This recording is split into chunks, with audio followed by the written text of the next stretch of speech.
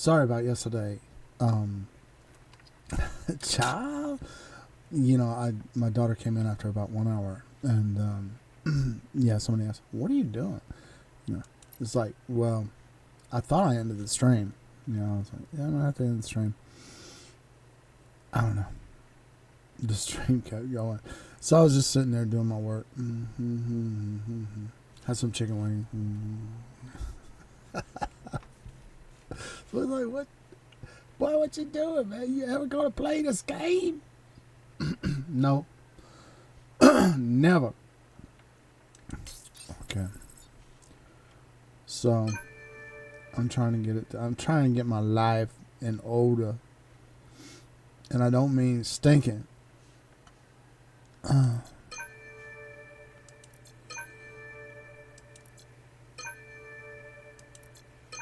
I don't even look at these ads, man. I do not even look at them. What they even say, I don't know. Disruptor. That means the bots are going to have some new disruption weapon on me. Oh, no. I can't.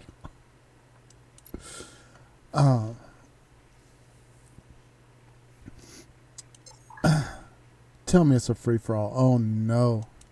Now I've gone back down to novice, I guess.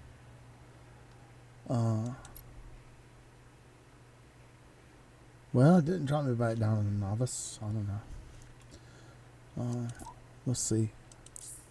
Master. Ninja. Master. Oh.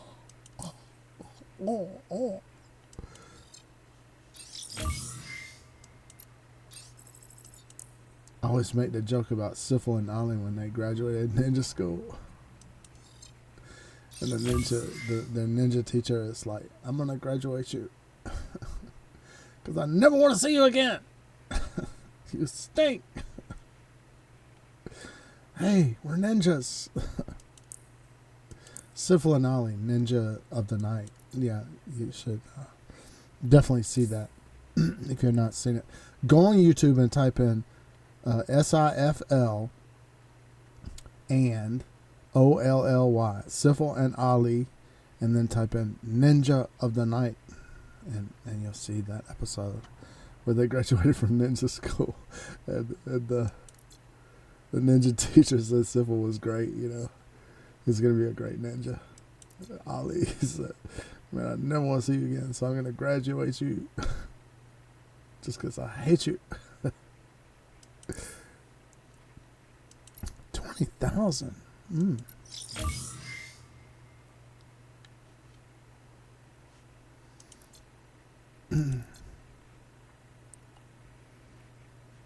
Oh, I ain't got no money. Child, what am I gonna do? And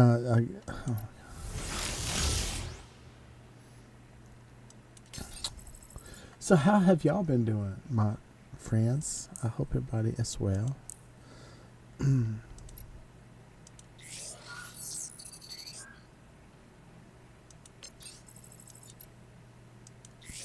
It was an interesting day before yesterday. Manvit Bhatia came on, and he was like, "Man, child, you need to buy something because you stink."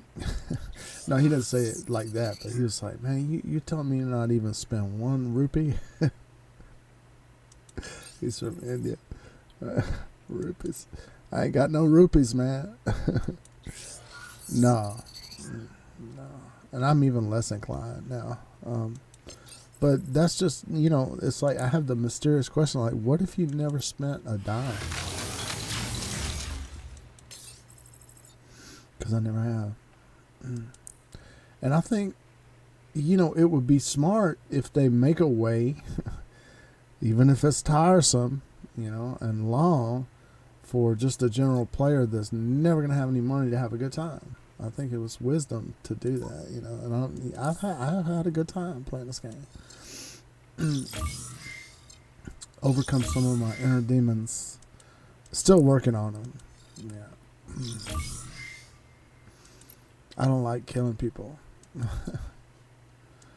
So I have to have some kind of non-violent approach to it. So when I blow you away, I say, "Oh, thank you. I appreciate your contributions to my they just sacrificed themselves on my behalf, and it wasn't me, but it was just their desire to help me along. Get in here, man. Tournament starts in 19 hours. Are you kidding me? So I got control point clash for 19 hours. And it probably finna drop me out and say server maintenance. Oh! They can drive me crazy.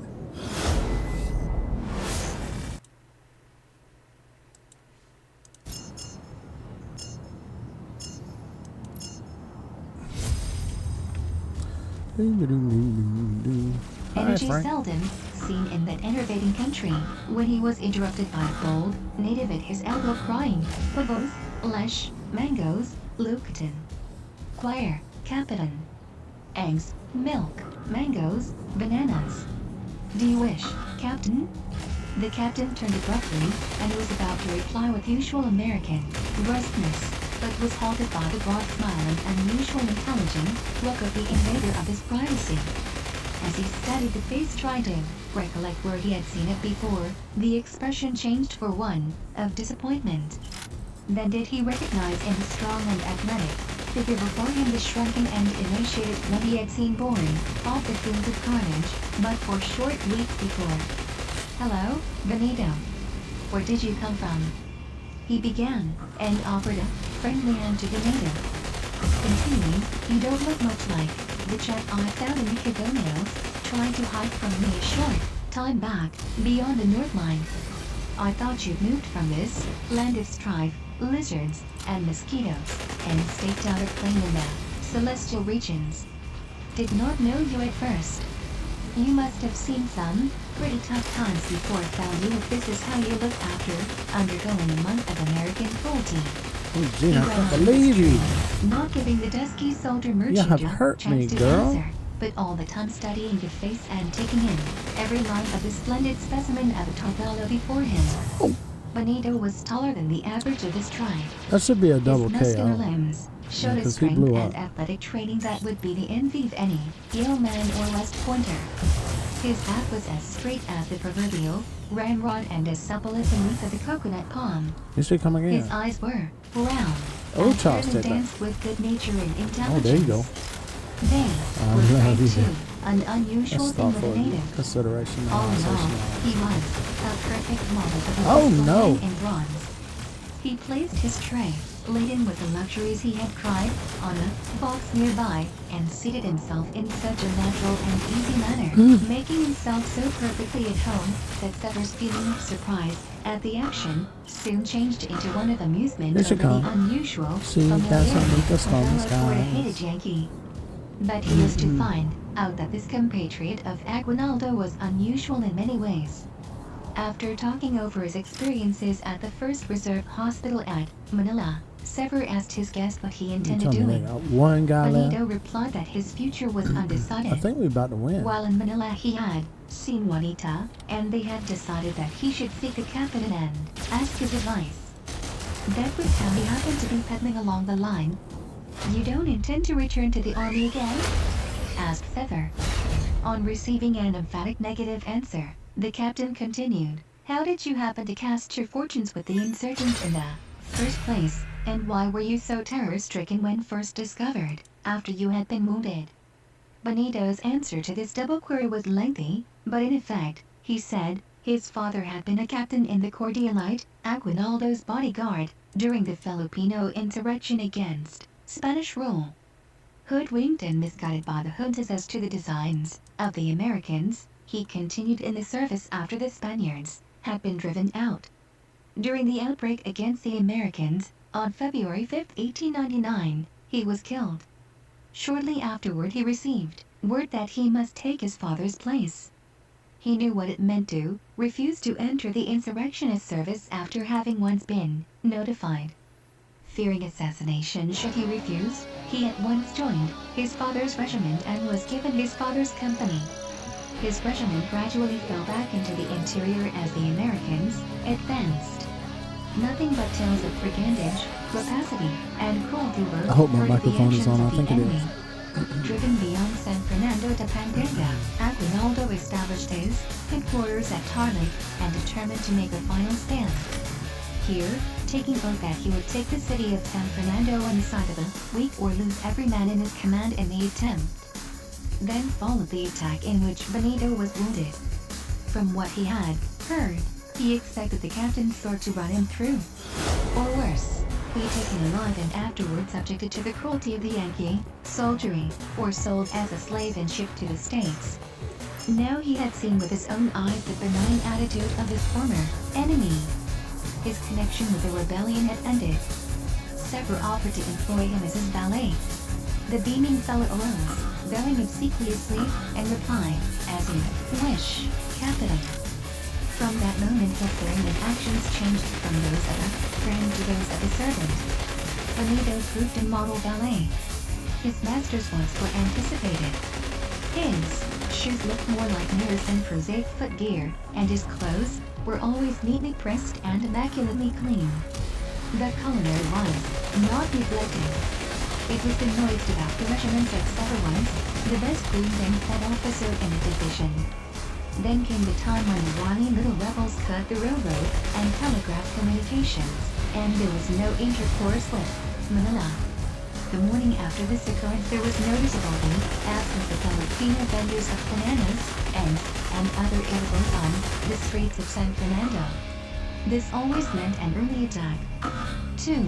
Sever the most ominous some thing hills, was the buddy. disappearance that night of his trusted valet, Benito. But he refused to believe that he had turned traitor. He vowed the native would duly appear in time. Early that evening orders came from regimental headquarters to strengthen the outposts, especially those of the north, the point, always the object of attack of the insurgents. The south line was reinforced by Captain Sever's company alone. He arrived there about dark, and soon made a careful disposition of his men, personally superintending the placing of each man. Then came that extreme darkness known only to sentries on coasts in tropical countries. While not expecting an attack from the south, Sever's men were nevertheless vigilant. Their gallant commander refused to lie down, but groped about in the darkness amid interminable underbrush, through banana grove and bamboo thicket, over rice paddies and briary hedges, instructing and reassuring his men. Just as he was finishing his 2 o'clock rounds, and was feeling his way back to the company rendezvous, he was startled by the sounds of the footfalls of a galloping horse in the direction of the city, which were rapidly drawing nearer. He at once knew its import. There must be something serious. Orderlies were not sent out at the hour of the morning unless the cause was pressing. He You're kidding retraced me, his steps right? toward the main road leading to the city and down which the now rapidly approaching horseman was coming. Of a sudden the whole sky to the front was lighted as if traversed by the fiery darts of an electric storm. Then came the sounds of volleys fired at close range, and the crashing of the bullets as they Yeah, you can struck do near. it. Go ahead. Do He it. ran toward his men, shouting words of command. A few returned the fire as best they could, but it was too late for that kind of fighting. The insurgents had crawled to within a few feet of the outposts. By a given signal began a murderous fire, then, whipping out the deadly billow, pounced upon the unsuspecting sentries. It was a death struggle. A hand-to-hand combat. A few against many. This mere handful of Americans bravely wielded the bayonet and club with the rifle, but the odds were too great. Sever arrived on the scene of action with flashing eyes and set jaws, determined to die with his men. In an instant he was surrounded by a half-dozen grinning natives, brandishing their shining knives in his face. He fought like a madman, effectively using his revolver, and it was an uneven fight, and he fell by a heavy blow which barely missed his head, landing on his right shoulder and sinking deep into his body. He sank heavily to the ground. Another ballman raised his weapon to administer the final cut which would end his life, but his raised hand seemed fixed in that position. There was another struggle, this time native against native. Benito appeared just in the nick of time to save his friend's life. Hundreds of feet were now heard coming from the rear. Plunging through the darkness, falling over vines and rice dykes, into ditches, came the yelling Yankees. the tide of battle turned. The insurgents who had broken the state line and were pouring in toward the city heard that awful and unexpected Yankee yell. They halted. A moment later there was a clash that lasted but a second. Sweeping everything before them, the reinforcements changed the fortunes of the fight. The next day Benito visited the severely wounded master at the hospital. It was then that the captain learned that Benito had overheard some Filipino vendors inside the city drop a hint of the proposed attack. That night he set out to learn the details if possible. He arrived at the battle line safely, unless and no suspicion. He soon learned the plan of attack by hiding near a group of officers who were discussing it. He started back to inform his master of what he had learned, but was apprehended when trying to recross the Filipino lines.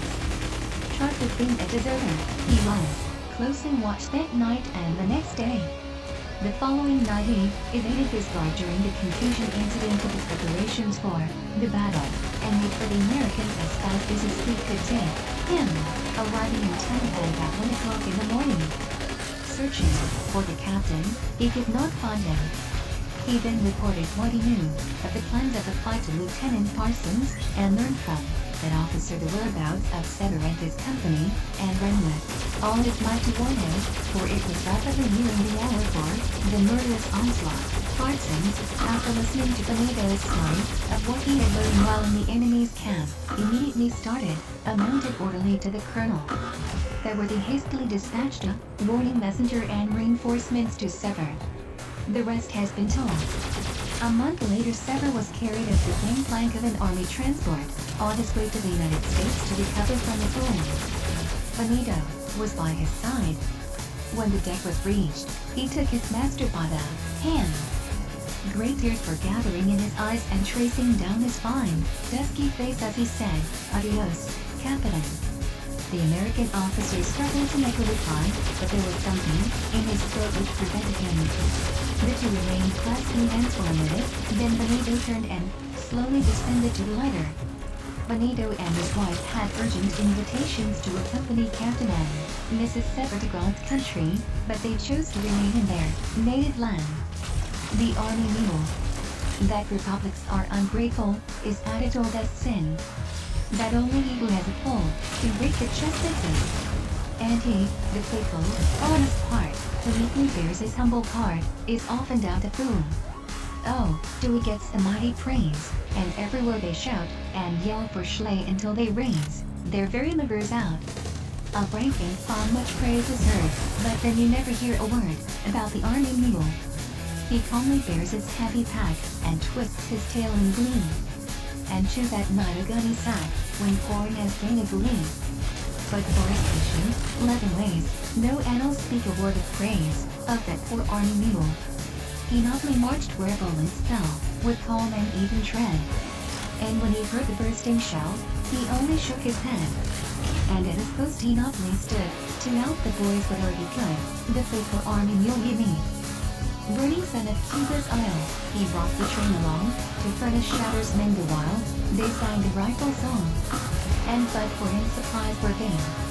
They must be brought through sun and rain, by that same army mule.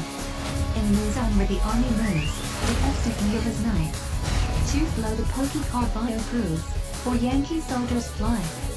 In heat or cold, in wet or dry, in mud or dust, they can rely on the true army mule. He brings relief to sick and well, when other sources fail. His worth the soldier cannot tell, his glory shall not pale. And here in monument we raise, a tribute to the worthy praise of the American mule. But first and foremost of them all, in duty or in danger, with biggest ears and loudest call, and to fatigue a stranger. The first on Santiago's brow, and in Luzon the friskiest now. Oh, that's the Missouri mule. W.S. Platt. Comedy and carnage. The sky pilot and the Dutch corporal. The mule that sounded the charge. Bullseye Kelly and the firebug. War, with all its horrors, laconically described by General Sherman as hell, is not without its comedy. The marching through rain and mud. Camping in marshes. Digging in trenches. using the bayonet for picking the meat ration can for a shovel. Wading rivers by day and sleeping exposed to the elements by night are all sandwiched with numerous mirthful incidents. Soldiers, above all people, have an eye for the ridiculous and are ever ready to make merry and laugh over the most trivial matter. Even the horrors of battle are unable to quench the spark of gaiety ever present in the makeup of a Yankee Doodle soldier. There are even times when comrades are lying about dead and dying, and the missiles of death hit speeding by, searching for new victims, or to penetrate the quivering form of the already wounded, that something occurs to bring forth peals of laughter. The Sky Pilot and the Dutch Corporal. During the mobilization of the Army of Tampa, Florida, at the outbreak of the Spanish-American War, an Orthodox minister enlisted as a private in one of the infantry regiments. On the 6th of June came orders to break camp and prepare to go aboard transports for the invasion of Cuba. The railroad facilities from Tampa to Port Tampa, where the transports were waiting, were not equal to the emergency. Traffic became more or less clogged, and it was early the next morning when the regiment, to which the preacher belonged, was in training. During the early part of the night the men were gathering groups. Some playing shuffle, the broken, others giving nosy poker, while the greater part of them were smoking their pipes and telling yarns, or stretching their weary limbs on rolled So much for you. canvas, or on the bare ground asleep. The Orthodox minister appeared worried. He was walking to and fro in an aimless manner like a headless chicken. After having paced backward and forward past the pilot's mess chest several times, each time fighting it out, he suddenly began to mount it, planted himself on the very pinnacle, and with a foghorn voice began a patriotic harangue. Long, hair-raising, and Spanish scalping sentences rolled from his lips like proof to training from a fighting tongue. Each inflammatory or rhetorical flight was dramatically climaxed with the words, "For it is sweet to die for one's country." The sleepy ones restlessly turned over, rubbed their eyes, and opened their ears to this wonderful address. The entire regiment, officers included, soon became this audience, and all were inspired with the oft-repeated words, "For it is sweet to die for one's country." The regiment was one of the first to land in Cuba, and took a prominent part in the attack on El Caney. Its position during this fight, for many hours, was within a few hundred paces of the famous stone block house in a sunken road, and was suffering heavily. Along about 2 o'clock in the afternoon matters began to look bleak. Even a general officer who had fought in many hard battles of the Civil War, and spent the best years of his life combating the Indians on the frontier, was overheard to mutter to his adjutant that he was afraid we did not more we can chew. There was not a cheerful face to be seen. Men with grinding teeth were soberly looking dead in the face. Sir Orthodox was booing his fist into Mother Earth in a wild effort to shield himself from Maelstrom bullets. A German corporal was doing the same thing about 50 feet further down the road. As the corporal, better known as Dutch, was burying his face in the mud, an idea struck him, and, like all Teutons, he must make it known. He raised his head and looked up and down the line of prostrate soldiers till his eye fell on the flattened figure of the master. And he was there with the perfect command of the regiment. He blew out, saying, "Here, Sky Pilots, it was such to die for God's countries, ain't it?" The effect was magical. Amid the scene of carnage and death awhile, yellow merriment was at the courage to move up the house, and he would have fallen before the men had ceased to laugh at the joke on the preacher. The military sounded the charge. He was a colonel with enough dignity to rule the universe, but he would know that he was a fucking organization. The regiment was waiting on the Philippines to turn at night.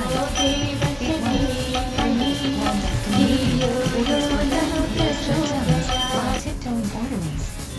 The men were holding their bayonets against the red wall of screeching and battling, and everyone with the marching body of the men. The colonel was patrolling on the right by riding and charging the distance of the trenches. It was a prearranged plan for all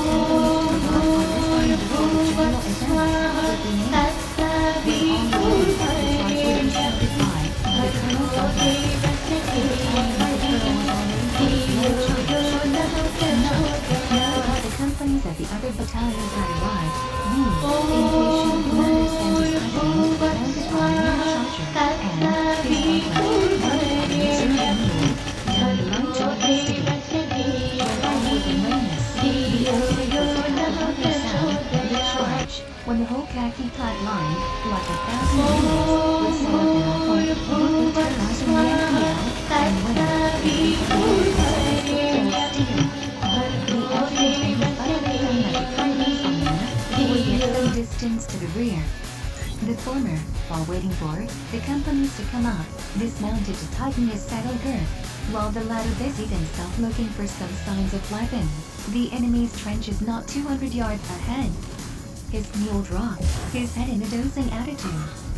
He suddenly appeared inspired, raised his head high in the air, looking toward the insurgent lines. Then, with a grunt, as if of satisfaction, elevated his chin, began working his huge ears backward and forward in a pumping motion, and set up You a stinks. long-drawn AWE, Kill you.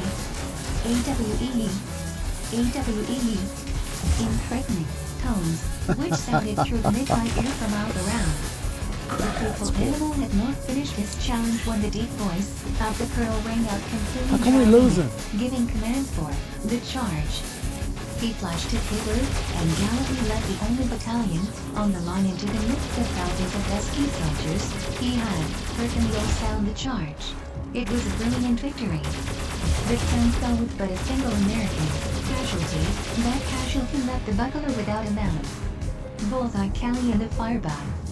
Or is there a soldier whose name is dry on the mustard roll who has not heard of Bullseye Kelly? Kelly gained his enviable name of Bullseye by having spent 22 successive seasons on that target range without ever making a bullseye. As a reward for long and honest service, not for marksmanship, he was warranted a sergeant and went with his regiment to the Philippines. While the regiment was doing garrison duty at one of the interior towns in Luzon, it was constantly harassed by the lower levels. One dark night in June, they made a determined effort to drive the Americans out. The regiment had run short of officers, so this night Kelly was in command of his company. He was a strict disciplinarian, so much so that when out of his hearing the privates referred to him as the Duke of Ireland. The night of this attack his orders were to keep his men lying flat on the ground and perfectly quiet. There was to be no talking, whispering, coughing, or smoking. Or, as Kelly himself expressed it, no, nothing would be allowed. All sorts of insects, including lightning bugs as big as incandescent lights, were singing and flying about, causing the men to put their hands and faces through a most unique series of gymnastics. The rebel fire was becoming alarmingly effective. Although they knew nothing of the location of Kelly's company, yet stray bullets coming that way had already hit 2 of his men, instantly killing one of them. He suspected that something was betraying his position. Looking down the line, he was horrified to discover what was unmistakably a man, smoking. Flushed with anger, he shouted louder than his instructions would have permitted. "Hi there, me man." The thick cigarette out, but the light remained undisturbed. "I say there, you insulting devil," other recruit, "put out that cigarette," stormed the enraged Kelly. In reply came the low, mourner's bench, neat voice of a South Carolina recruit. "It hate a cigarette, Sergeant. It's a lightning bug as big as a searchlight on Pinhead Hood's mustache." The undaunted Kelly was not to be beaten thus, but sternly commanded, "I don't give a damn what 'tis, put it out." How I saw Aguinaldo. An army officer's curious experience in Luzon, a tight place and a close call.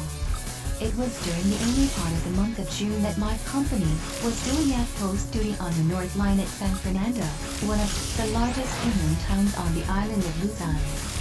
We had been on the South Line, but on the morning on which this incident took place, were directed to relieve a company of another battalion of the same regiment on the North Line. Our arrival at the outpost was very early in the morning. So early that it was impossible to distinguish a man from a high stump at a distance of 100 feet. The lay of the land was new to me. I hadn't the slightest idea of the contour of a foot of the ground to be covered by my company. After getting my men properly stationed along the line, guarding a front of about 1,700 or 1,800 yards, I took an old, reliable sergeant with me and proceeded to reconnoiter the territory to my front, and to make a rough sketch map, showing on it what I could of the Filipino trenches and their outposts. We started just as the sky began to turn a deep red in the east, and the Chutney Chameleon, the harbinger of the early dawn, began its morning challenge. Our progress was very cautiously made, through the cane fields, banana groves, and bamboo jungle, halting and investigating the slightest noise, the rustling of a leaf or the breaking of a twig not escaping our attention. First, I would take the advance and then the sergeant. When we passed through cane fields we found the plowed grounds but little less than marshes, for the rainy season had just begun with torrential showers. Our bodies were soon soaked to the skin, for the leaves of the cane and banana stalks were burdened with water. The cane was a trifle higher than our hands, and the wide-spreading leaves of the banana hid the sky from view.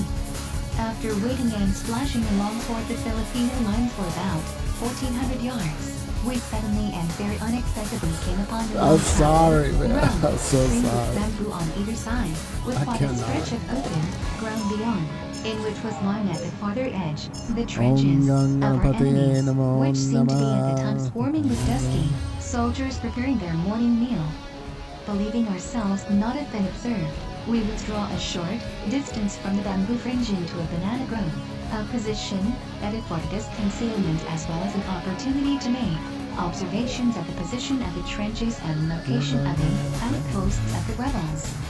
I was busy making copious notes in my maps, while the sergeant, with my field glasses, was making most wonderful discoveries of masts, batteries and gas pipe cannon, when, all of a sudden, a cavalcade of insurgent officers, followed closely by a large body of foot soldiers, appeared down the road to our left, where there was a slight curve, not more than 200 yards away.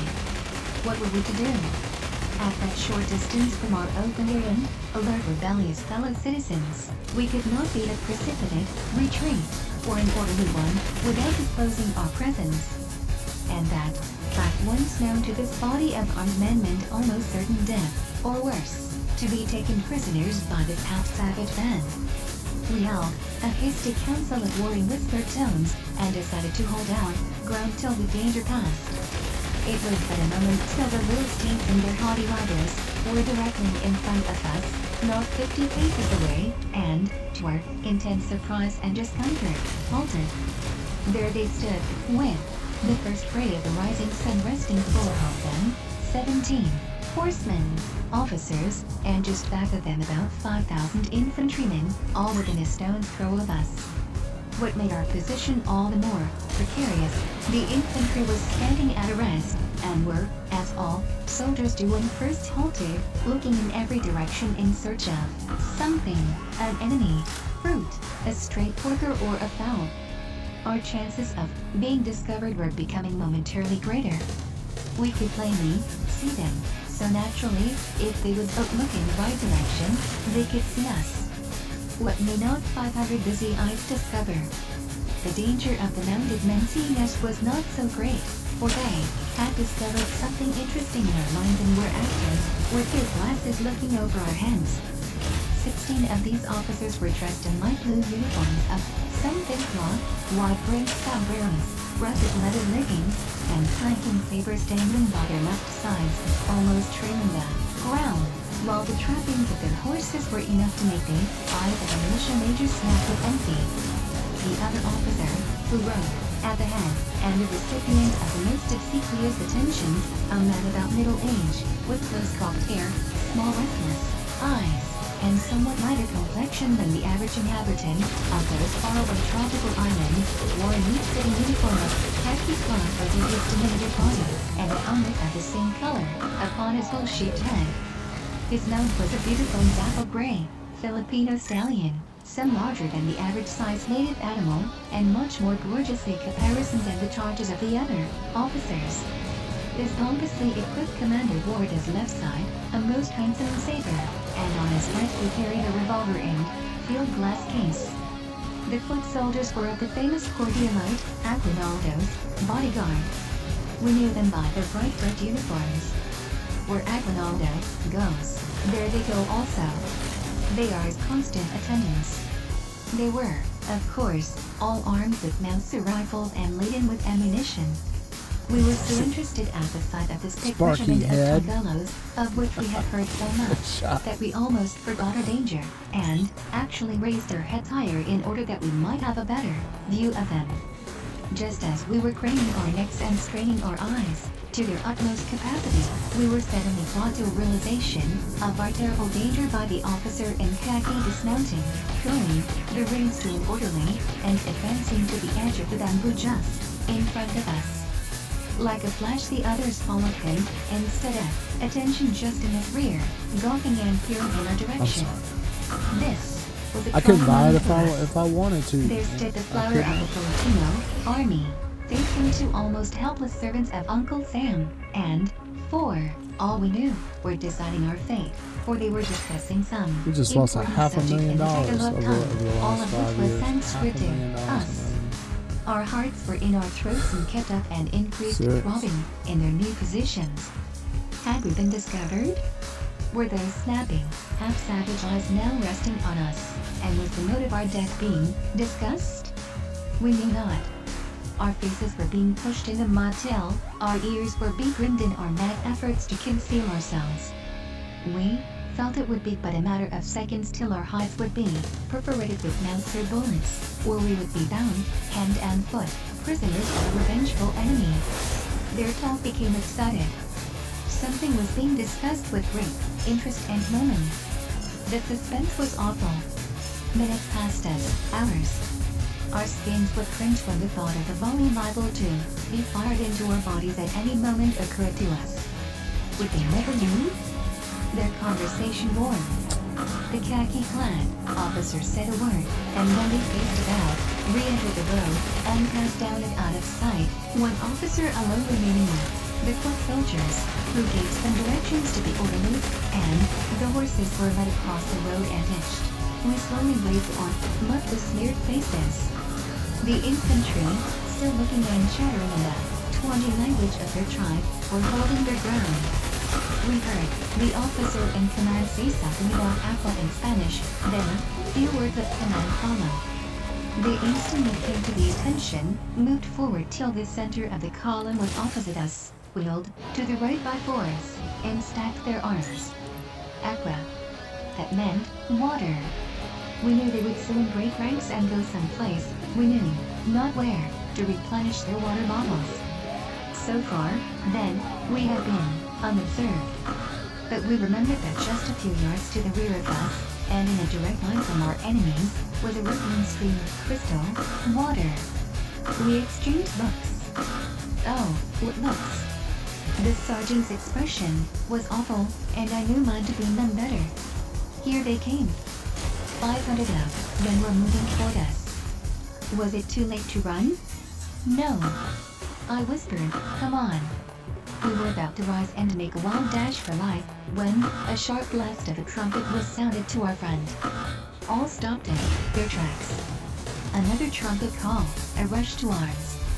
The officers came, tearing back and remounted. We waited for the volley that was to send our souls into eternity.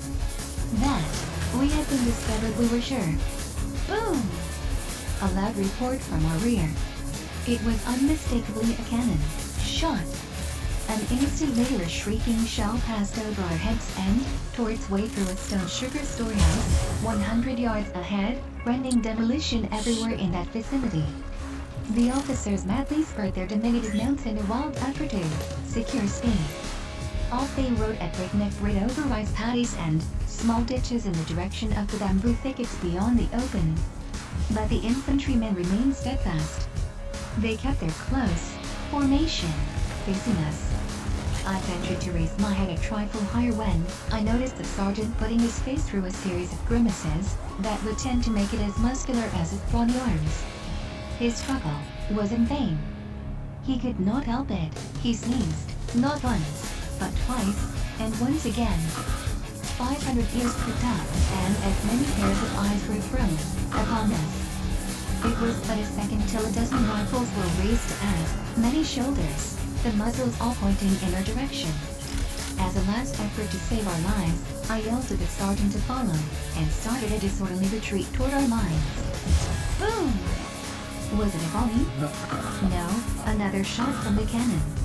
What The shell the hell? struck between our enemies and ourselves and exploded. The sky was filled with everything. We looked back over our shoulders, but could not see the red uniforms for flying debris.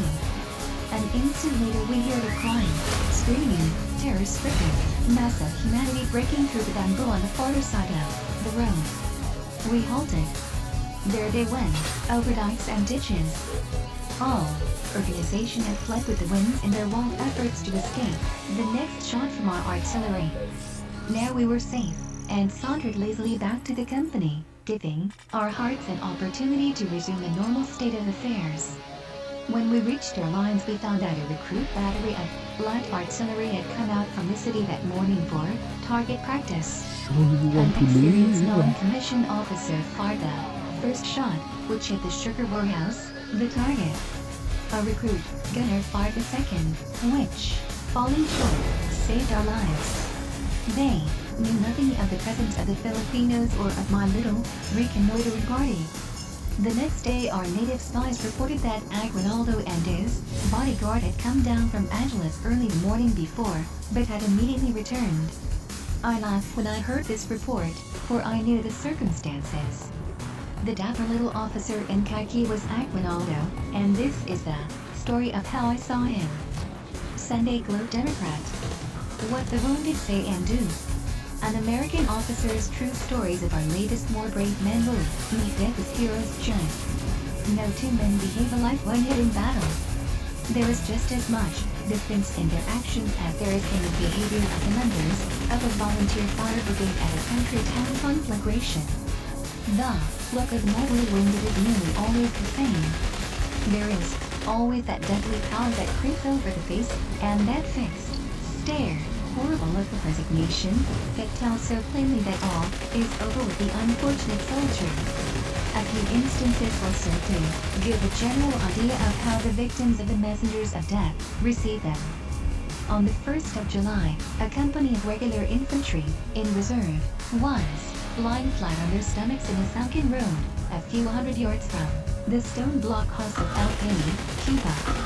The men were under a terrific fire, but were not allowed to reply to it, for ammunition was growing scarce.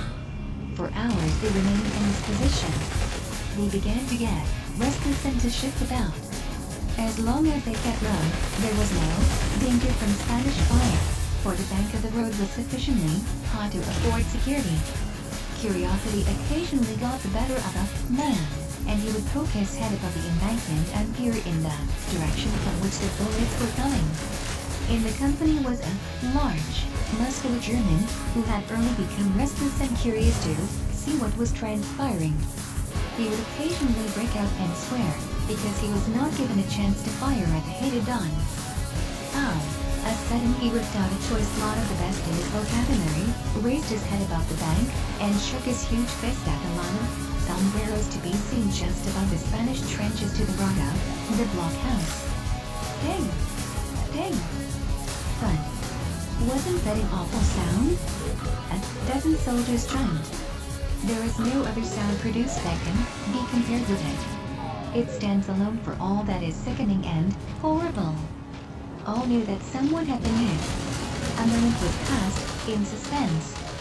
The German whispered, in the tones of death, to his comrade at his side, "Wipe the blood off of my face." It was his last words. He drew his knees to his chin in the agonies of death, turned over on one side, burying his face in the mud, and died without a groan. A Mauser had hit him squarely between the eyes. A short time later, a sergeant of one of the companies of the same regiment moved a few yards forward, trying to get a pot shot at some Spanish sharpshooters who were snugly perched in the spreading tops of some rural palm trees, and was hitting some of our men. He sighted one and had his rifle to his shoulder, taking a fine beam, when all at once the rifle fell to the ground and his hands dropped helplessly by his side. He coolly faced about and walked toward the rear, his arms dangling like pendulums, not even so much as muttering a word.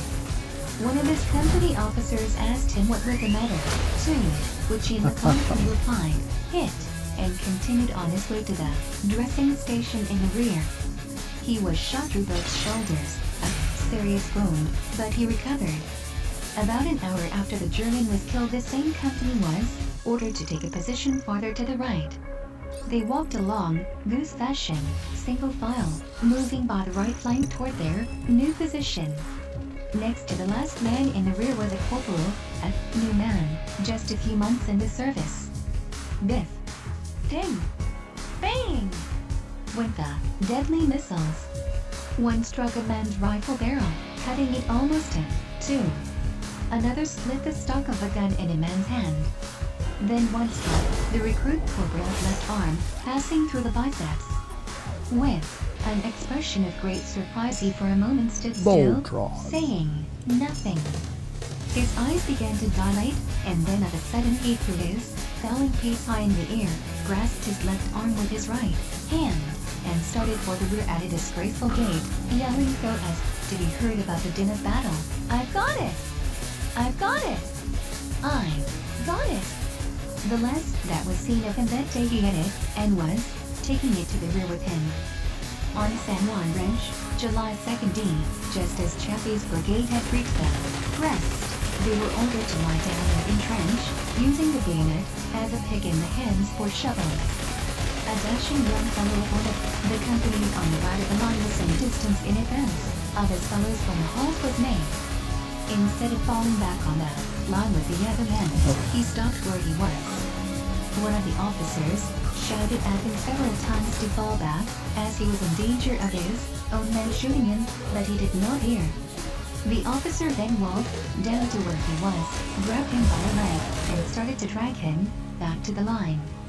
He had but started when he felt the man's whole body quiver, and he flopped himself over on his back, saying as he did so, "I'm done for."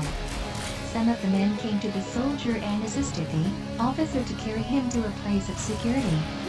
With a bayonet, one of the men cut off his clothing, when a Mauser hole was seen just above the heart, where the bullet entered, passing through his body and coming out between the shoulders, near the spine.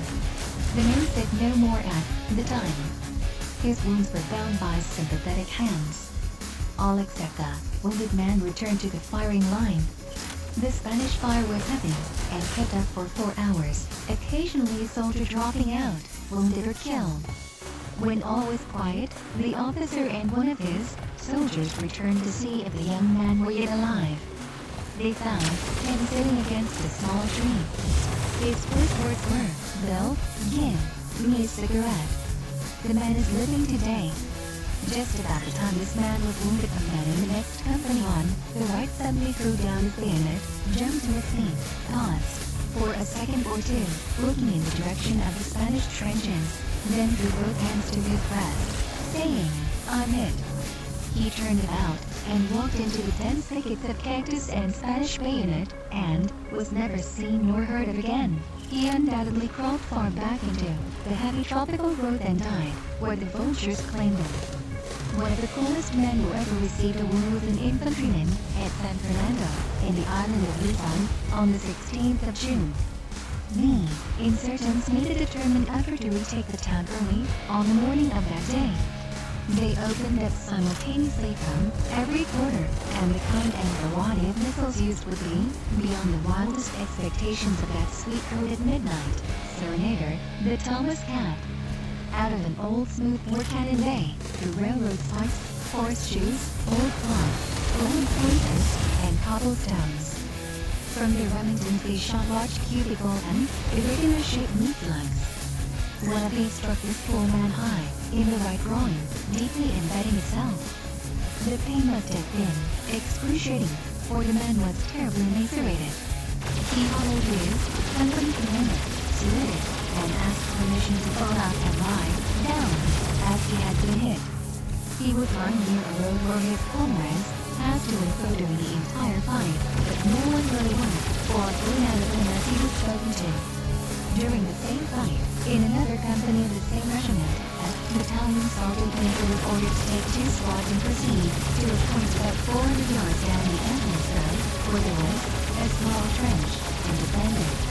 When about halfway down, one of his men, a green rookie, received a severe wound in the leg.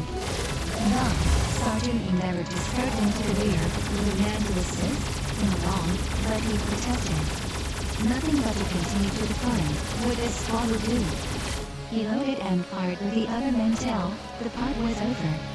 This man was recommended for a Medal of Honor by his captain. From Leslie's Weekly of December 9, 1899. This side of Father Time. A case of mistaken identity. Captain C was what soldiers call a fussy officer. He was constantly prying into matters that concerned him but little, and wasted his energies in performing duties usually within the province of a corporal. In fact, he would march a set of boys to dinner. In a fight, however, his soul enlarged, and he was ever to be found at the front directing his men, and doing much to atone for sins committed during most exciting moments. Always in the van, his long, gray whiskers gently flowing in the breezes, his sword drawn and pointing toward the enemy, suggested to the men the pictures they had seen in almanacs of Father Time. And when speaking of him among themselves, he had no other name. In August 1899, his company was at Angeles, in Luzon, and was entrenching on the outskirts, for the pesky little niggers were constantly threatening and frequently attacking the place. The quartermaster department hired a lot of maidens, who had offered their services to do the harder part of the work of trench digging, for the men were exhausted by an arduous and exacting campaign. One bright morning about 200 of these laborers were put to work, a short distance to the front of the trenches under construction, to cut away a dense growth of cane and open up a field of fire toward the enemy. The faithful fellows jumped into the work with a vim seldom seen in that country, slashing to the right and left with bows, machetes, knives, hoes, fuss, and a variety of other edged implements, felling the large cane stalks with great rapidity. Who would want that? Of them, with rifle and bow, ready to protect them from the insurgents, who hated them neatly even worse than a despised Americano. The usual activity in the cane field was soon discovered by the festive little rebel, who promptly proceeded to pour volleys into the place where the cane was so mysteriously disappearing. The unarmed maidens took their ground for a moment, but when the nose of Orlick came, whistling uncomfortably close, and one of them had been slightly hit, they could stand it no longer, but with an utterly yell of fright, they took for the rear like a herd of stampeded cattle. A regular race of madmen. When the firing began, the soldiers threw themselves upon the ground as flat of pancakes. The captain was busy riding in an eagle palm hut, a few hundred yards in the rear. He rapidly buckled on his equipment and took up the double time to join his men. As he neared the trenches, he raised his head to look for his company. Not a soldier was in sight. As he stood in wonderment, it seemed that the gates of the infernal regions were standing ajar and the inmates escaping toward him. 200 black devils, every imp of them screaming and yelling, at each leap forward, were coming for him, armed with bolas and other death-dealing weapons, to mince him in 1,000 pieces. He knew his men had been massacred to a man. He alone remained to face this mass of uncivilized warriors eager for every drop of his blood. No general ever more quickly decided upon the definite maneuver, or put one into execution with a more fixed determination than this veteran officer, hero of 3 wars, decided to decrease the distance between himself and the main body of his regiment in town. 2 miles over muddy roads and rice paddies is not an easy march for a young man, but when a valiant gentleman of 60 summers covers the distance at a forced march gait without a halt, a record has been broken. When Father Time learned that not a man of his company had been hurt, he was pleased. But the news that he had mistaken a lot of maidens, hopelessly stampeded, for a bloodthirsty enemy, had to be broken to him gently by the colonel. Camp alarms, false but startling. The red-headed recruit and the Cuban dog the charge of the hospital, Corps Private Simmons and the Carbano. In the face of his reputation for undaunted courage and dashing deeds of valor, the American soldier has at times allowed himself to become frightfully alarmed and on the eve of being panic-stricken when taken unawares. He soon collects himself, however, and is ready to meet all emergencies, let them come from whatever source they will. Even the old vet may lose his head for a moment or two, and find some difficulty in establishing his equilibrium. The Yankee soldier is ever ready to obey his officer, and if the latter will but keep his wits, order may be restored out of hopeless demoralization. The Civil War was replete with camp alarms, some of them of the most ridiculous type. And our war with Spain and the Filipinos has added greatly to the stock. The tropical countries, with their dense growth of vegetation, myriads of crawling creatures, and hair-raising sounds, form a replete field for alarms, which are usually started by frightened sentries on lonely outposts.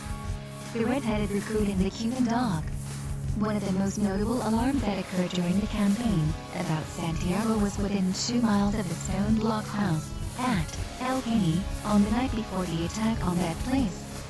The brigade that did the hardest fighting there and that had been in advance the greater part of the time from the landing at Bayport received orders late in the afternoon of June 30th to move forward and take a position within easy striking distance of El Caney and to there rest on arms for the night. The march began at dusk and, on a long, circuitous route, ended at 12 o'clock midnight at an open field, which the guide said was within 2 miles of the nearest Spanish position in the town. The march, in single file, up and down hills, over slippery ground, by men as silent as mice, was a tiresome one. All were glad to hear the word passed along in low whispers to quietly lie down, retaining arms and equipment, and bivouac for the night. The silence of death prevailed.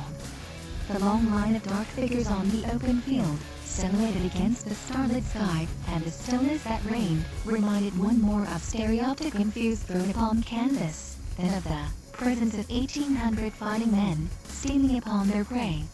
It was not a minute after the whispered command to lie down was given, till all except a few selected for duty on outposts had stretched their weary limbs on the dewy grass. The outposts were placed around the main body, some few hundred yards distant, most of them in the direction of the Spanish lines. The command was soon asleep. There was the usual number of disturbed dreamers, and occasionally the snorer would burst out in loud and long-drawn tones, only to be promptly kicked in the ribs by his sleeping comrade. The nocturnal cigarette smoker was prohibited from indulging in his nightly practice, and soon there was a long mass of sleeping humanity, not a sign of wakeful eyes to be seen. As sudden as the flash of lightning, the woods in the direction of the Spanish lines was filled with yells, screams, and the heavy falling of feet in rapid retreat. The brigade sprang to its feet as if each man had been lying on a stiff spring, and the whole touched off simultaneously by the pressing of a button, every man with loaded and cocked rifle in hand. Then began the low, mumbling sound of a suddenly aroused camp. The efforts of the officers who had kept their hands to keep it down were fruitless. It was a long line of buzzing sounds like the swarming of bees. But the screaming and yelling continued and grew nearer. Shouting at the top of his voice at every jump, "They're coming! They're coming!" Tall, lean, red-headed, and hatless, the recruit sentry came by leaps and strides, and close at his heels a half-starved Cuban dog, playfully pursuing him, soliciting some of the hardtack in the recruit's haversack. It was near dawn before complete order was restored. Many eyes were opened by that alarm raised by the panic-stricken recruit that never again closed till closed in death the charge of the hospital corps. The campaign in the Philippines against the wily Tarbello has been replete with false alarms, owing to the prowling and sneaking nature of the enemy and the unearthly noises made by the animals of that sun-scorched and water-splashed country. There is a line of trenches and blockhouses around the city of Manila, the average distance being about 2 miles out from the suburbs.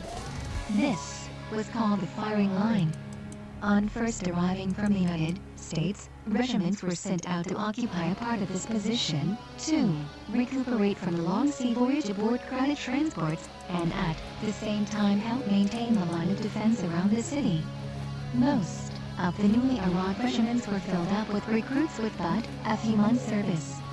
So this position afforded the opportunity to get these men in shape for field service.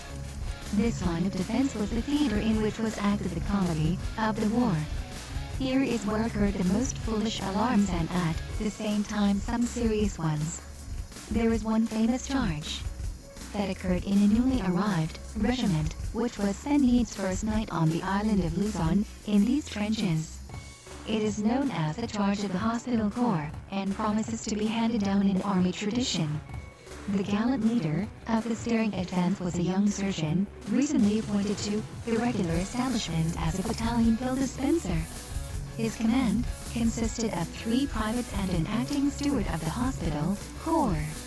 Arguing that he was fighting a savage enemy, not a party to the Geneva Convention, and consequently would not recognize as non-combatants the wearers of the Red Cross, he succeeded in having a requisition honored by the ordnance officer for 5 big .45 caliber 6-shooters, with which he armed himself in command. This embryo warrior and his gallant following were tickled with their toys and flourished them most dangerously during the day, vowing death and destruction to any 1,000 Filipinos who would dare to face them and their death-dealing weapons.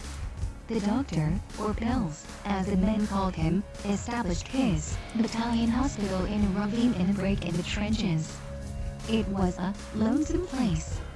Night came on, and the Corps' men retired to sleep there, first night on Luzon's soil. But their sleep was not easy. Visions of gore and midnight slaughter passed in review before their drowsy eyes.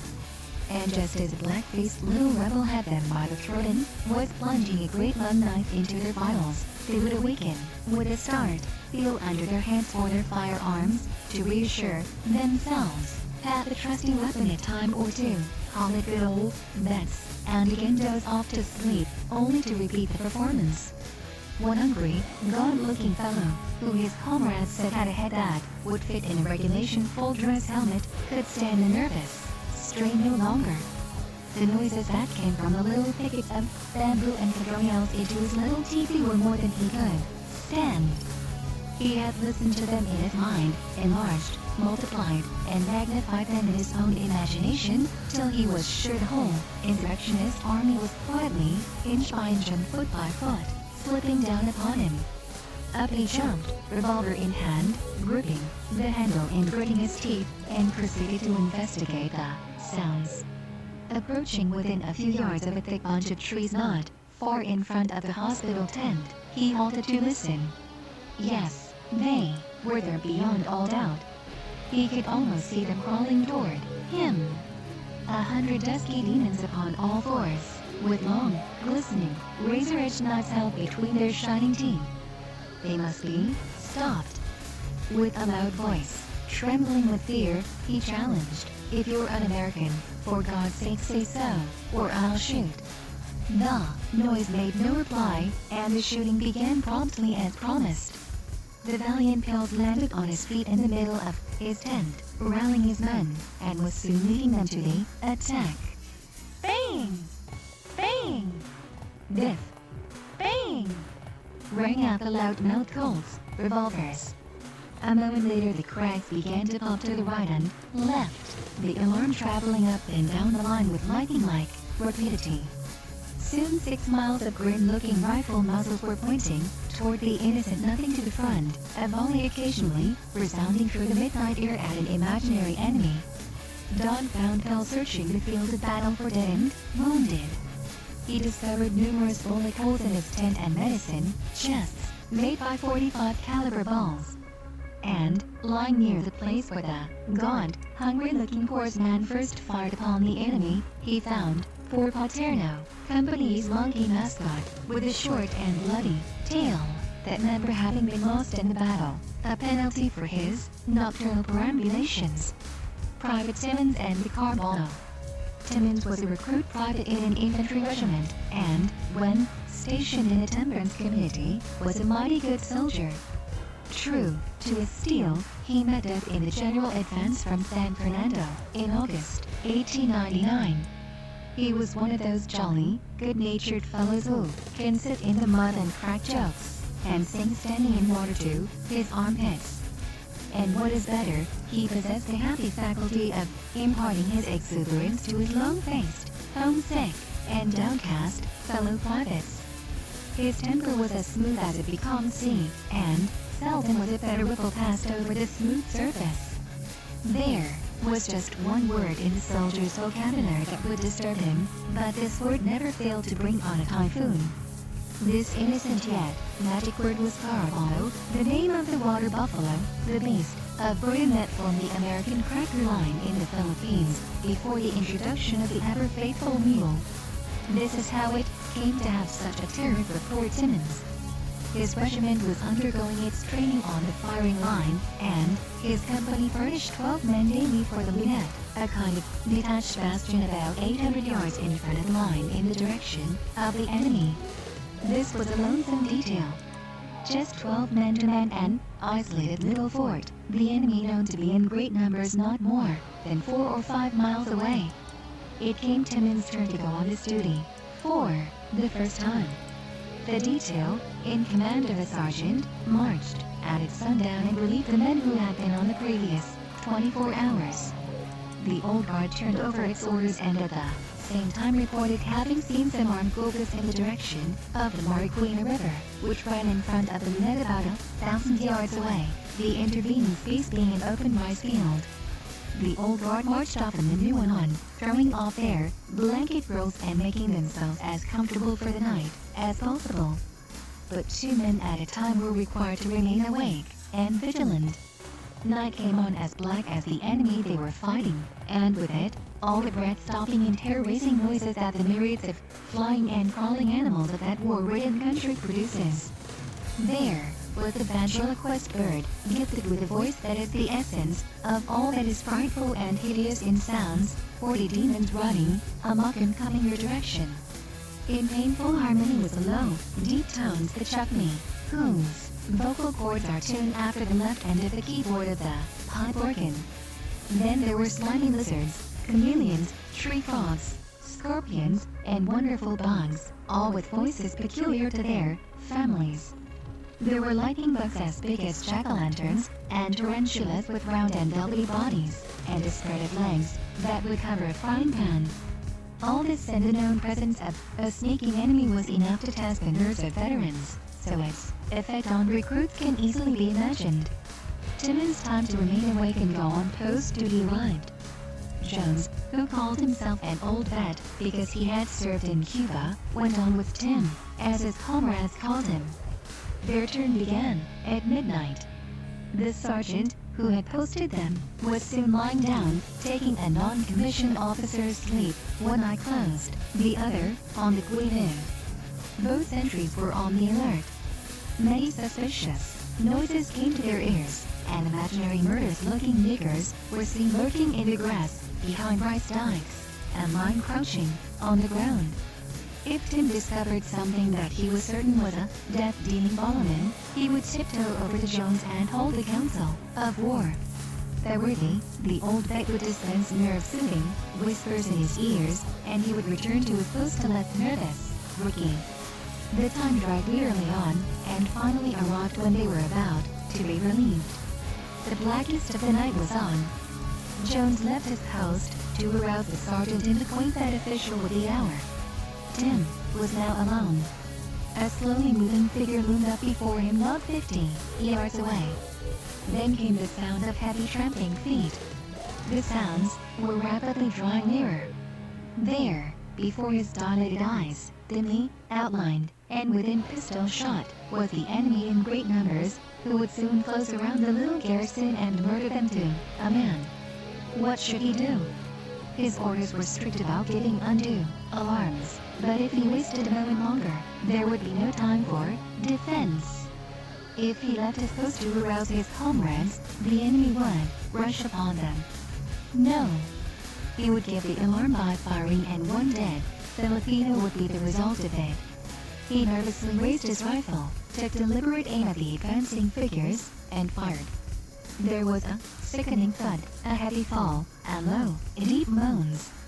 The men were aroused, and manned the fort. The sergeant ordered a general fusillade.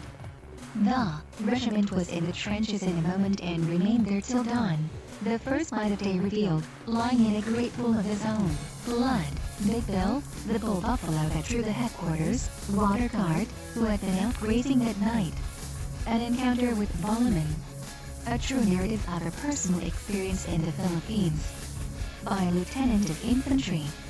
The organized band of Filipinos known as Balaman are so called because their principal weapon is the long, broad-bladed, vicious-looking knife called the bolo, with which they do their deadly work. They make many boasts of their prowess and skill in taking human life, and one of their proudest feats is to sever the head from the body with a single blow. Our men in the Philippines who are on detached duty, or who for any cause are away from the commands, are frequently attacked by these men. As a rule, Balaman do not carry rifles, although many carry revolvers, when they can get them. Their work is to kill at short range. With the stealth of a cat they slip up on their victim, strike him a deadly blow, and then beat a quick retreat to their own lines. Many of the insurgent officers and soldiers carry bolos, but the genuine Balaman are an organized body belonging to Aguinaldo's army, who have as distinct a work to do with the different branches of our own service. Their work is solely to surprise the unsuspecting outpost, officer or soldier, to dispatch him and run away before the deed has been discovered. Their feats are commonly committed in the darkness of the night, then their cat-like tread serves them well. Steaming noiselessly along, through banana groves and bamboo thickets, cane fields and codoneos, they approach within a few feet of their intended victim and lie for a few moments watching him as a snake eyes a defenseless bird. During the months of June and July, 1899, my regiment was doing duty at San Fernando, about 40 miles from Manila. The companies of the regiment took turns on outpost, going on its duty every fourth day, and being in reserve on the outpost line the day preceding it on which they went on post. This gave the companies 2 nights in houses, in town and 2 on the line out of every 4. My company did duty on what was known as the North Line, extending from San Fernando a full mile toward Angeles. The entire distance was an almost impenetrable jungle of bamboo and banana trees, intertwined and interwoven with vines, thorn bushes, and many other forms of tropical growth. To the front was an immense cane field, with a paddy field beyond. The cane was from 5 to 7 feet high. Along this deep fringe of bamboo and matted undergrowth, and near the edge next to the cane field, are pickets, or Cossack posts, as they are properly called, were stationed at distances ranging from 150 to 250 yards apart, 1 corporal and 6 privates at each post. On the 10th of July my company went out in reserve, and early in the morning relieved the company there on the outpost line. Nothing took place during the day except the usual exchange of shots with the insurgent pickets. Most officers when in command of companies on this duty visit their sentries sometime during the night, in order to reassure their men, and to see that they are well instructed and on the alert. I have always followed this practice. I started on a tour of inspection at about 9:30, visiting first the post on the railroad on the left of the line, then taking the other post in succession down toward the right. It had rained in torrents for several days, and wide, deep pools of water had formed everywhere along the way.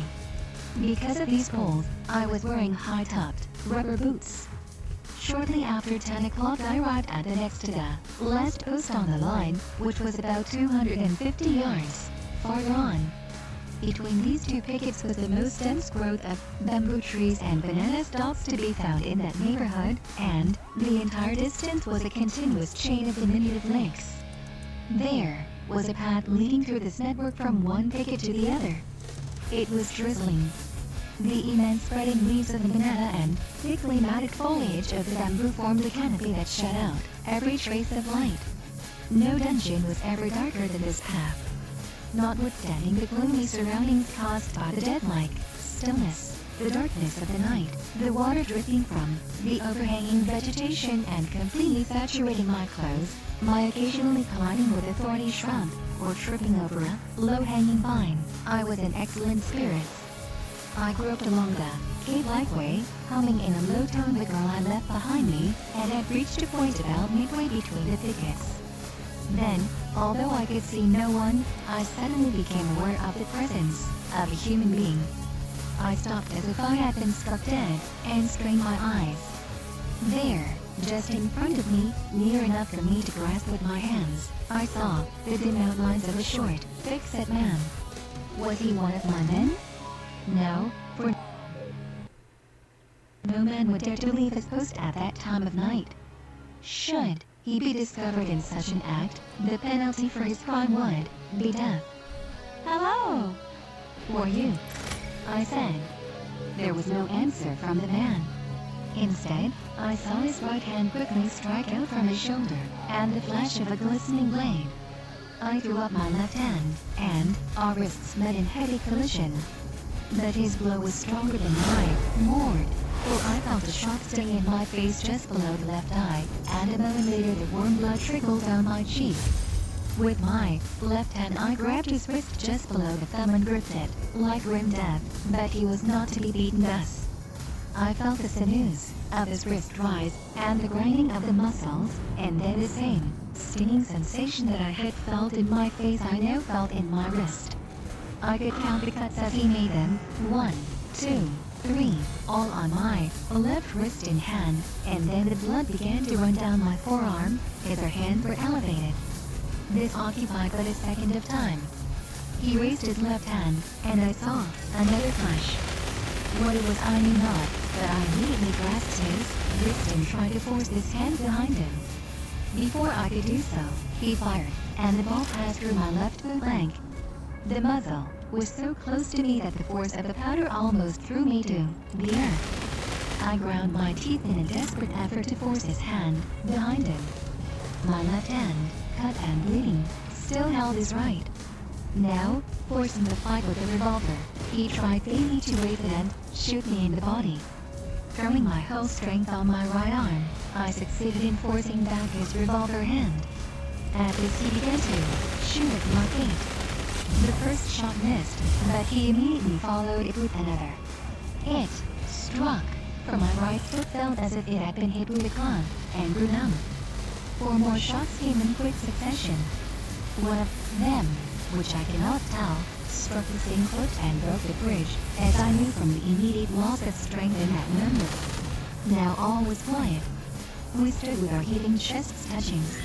I felt his breath in my face, and his heart palpitating against my breast. There was a lull in the battle. I felt safe, as far as the revolver was concerned, for he had emptied that, but the deadly knife was still poised over my head. My life depended entirely on the strength of my wounded hand and wrist, which were holding the knife away from my throat.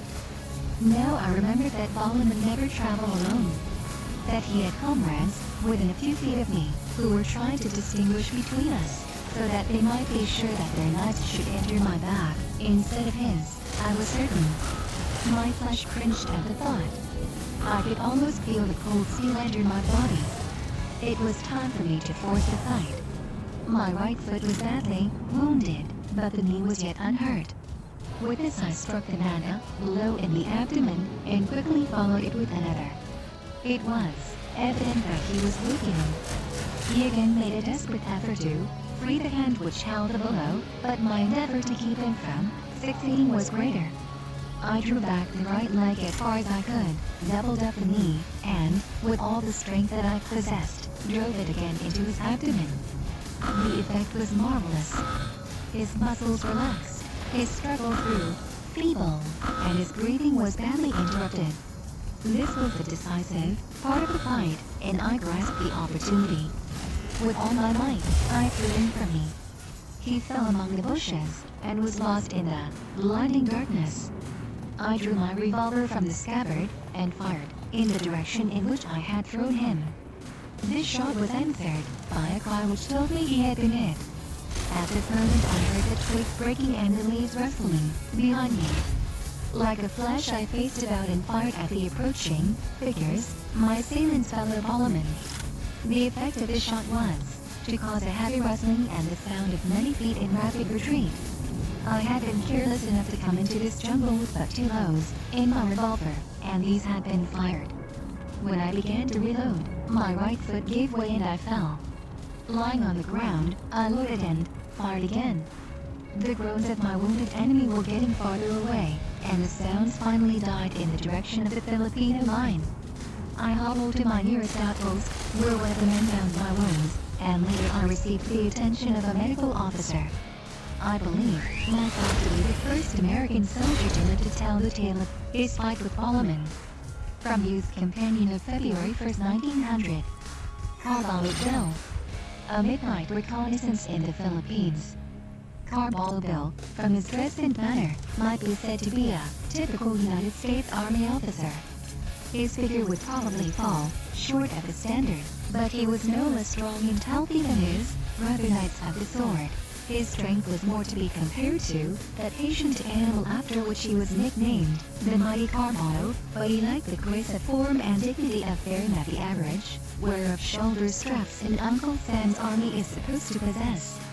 The soldier said he walks like a cow and walked like a camel, moving one corner at a time, which was indeed a graphic way of describing his movements. William Van Oslo was his name, and he was a second lieutenant in the TH Infantry. After several months of hard service in the Philippines, he earned for himself the unenviable sobriquet of Carbalo Bill because his awkward movements, of slight strength, and slow but sure gait were so much like the sturdy animal that formed their cracker line that that name could not but suggest itself. In Cuba he served as a sergeant in one of the regular infantry regiments. He was the proud possessor of a bayonet scabbard, several times punctured by Mauser bullets, which he had worn in the charge of San Juan Hill. It was for gallant and meritorious conduct during this fight that won for him a recommendation for commission rank. And it was but shortly after he returned from fever in Santiago, when in the hospital at Montao Point, that the much-coveted document making him an officer in the United States Army reached him. Van Oslo was a born fighter. The set of his lower jaw and the quick snap of his light blue eyes left nothing to be guessed at on that line. While he was not a picturesque nor dashing officer, yet as heavy, full of fire wedlocks was ever to be seen in the front of the fight, and seldom under cover. An Irish corporal, who had once fallen victim to his discipline, declared, "The soil-top Lieutenant Kate brings enough to get scarred," but this was not true. While not a man renowned for brilliancy of intellect, yet he was a level-headed thinker, whose judgment was always good on minor matters. He was frequently selected to conduct scouting expeditions where good horse sense and nerve were much more expedient than a superabundance of gray matter, abnormally developed with theories of fine tactics and maneuvers. When the TH Infantry, to which he belonged, was doing duty at a convent some 50 or 60 miles from Manila, on the Manila and Dagupan Railroad, the Tagalos gave the usual annoyance. Their threatenings and feeble attacks came mostly from the west, but as the rainy season approached, the torrential showers soon flooded that vicinity. So they changed their base of harassing to a village of bamboo and nipa palm huts on the further side of a river running parallel to the American outpost line on the south, about 5,000 yards away. The intervening ground was taken up with rice, paddies, banana groves, coconuts, or tall grass, and occasionally a bamboo jungle. The rebels had no sooner occupied this new position than they began to entrench, take possession of the huts, and make themselves comfortable. $500,000 in other ways, giving promise to make matters lively for our troops the rainy season. They were frequently reinforced, greater activity was seen among them, and their boldness was unprecedented.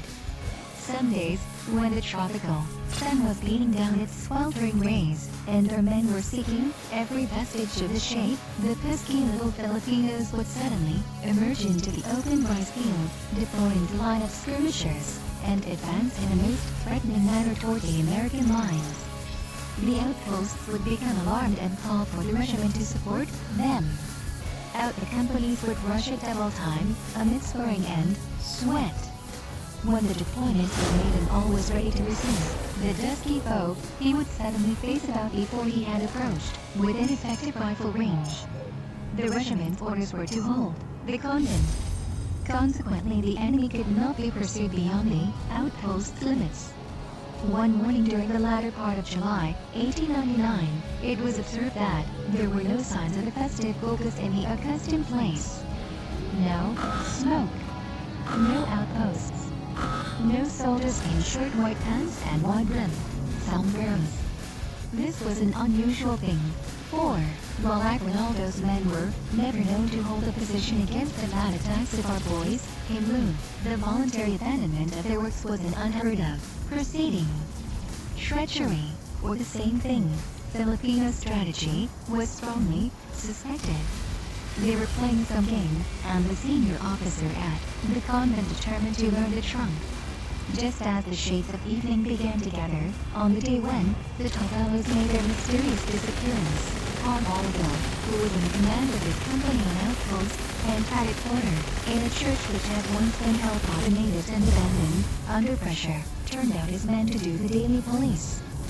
While he was busy reprimanding a private, who was not a policeman and shirking his duty, and had just been adding to his reputation for such a battalion adjutant, a tall and handsome fellow with a slight partiality for legs, came dashing up on a native pony.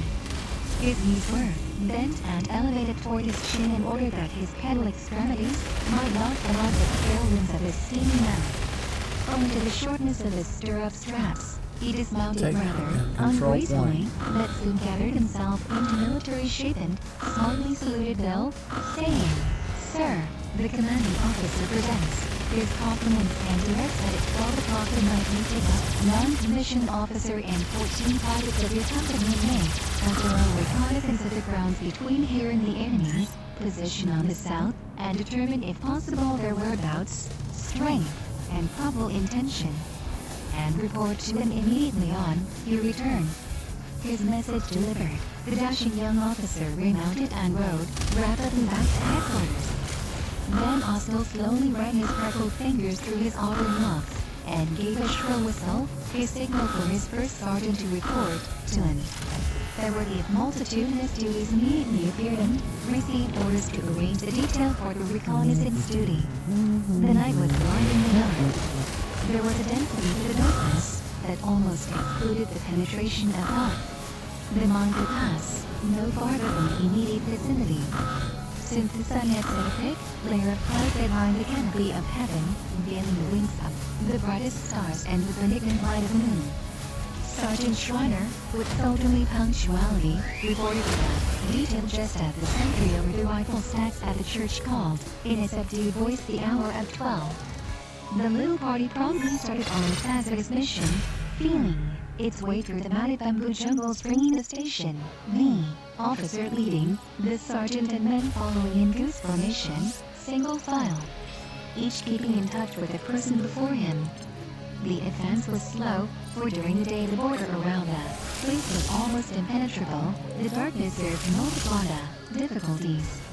It was a night to try men's souls.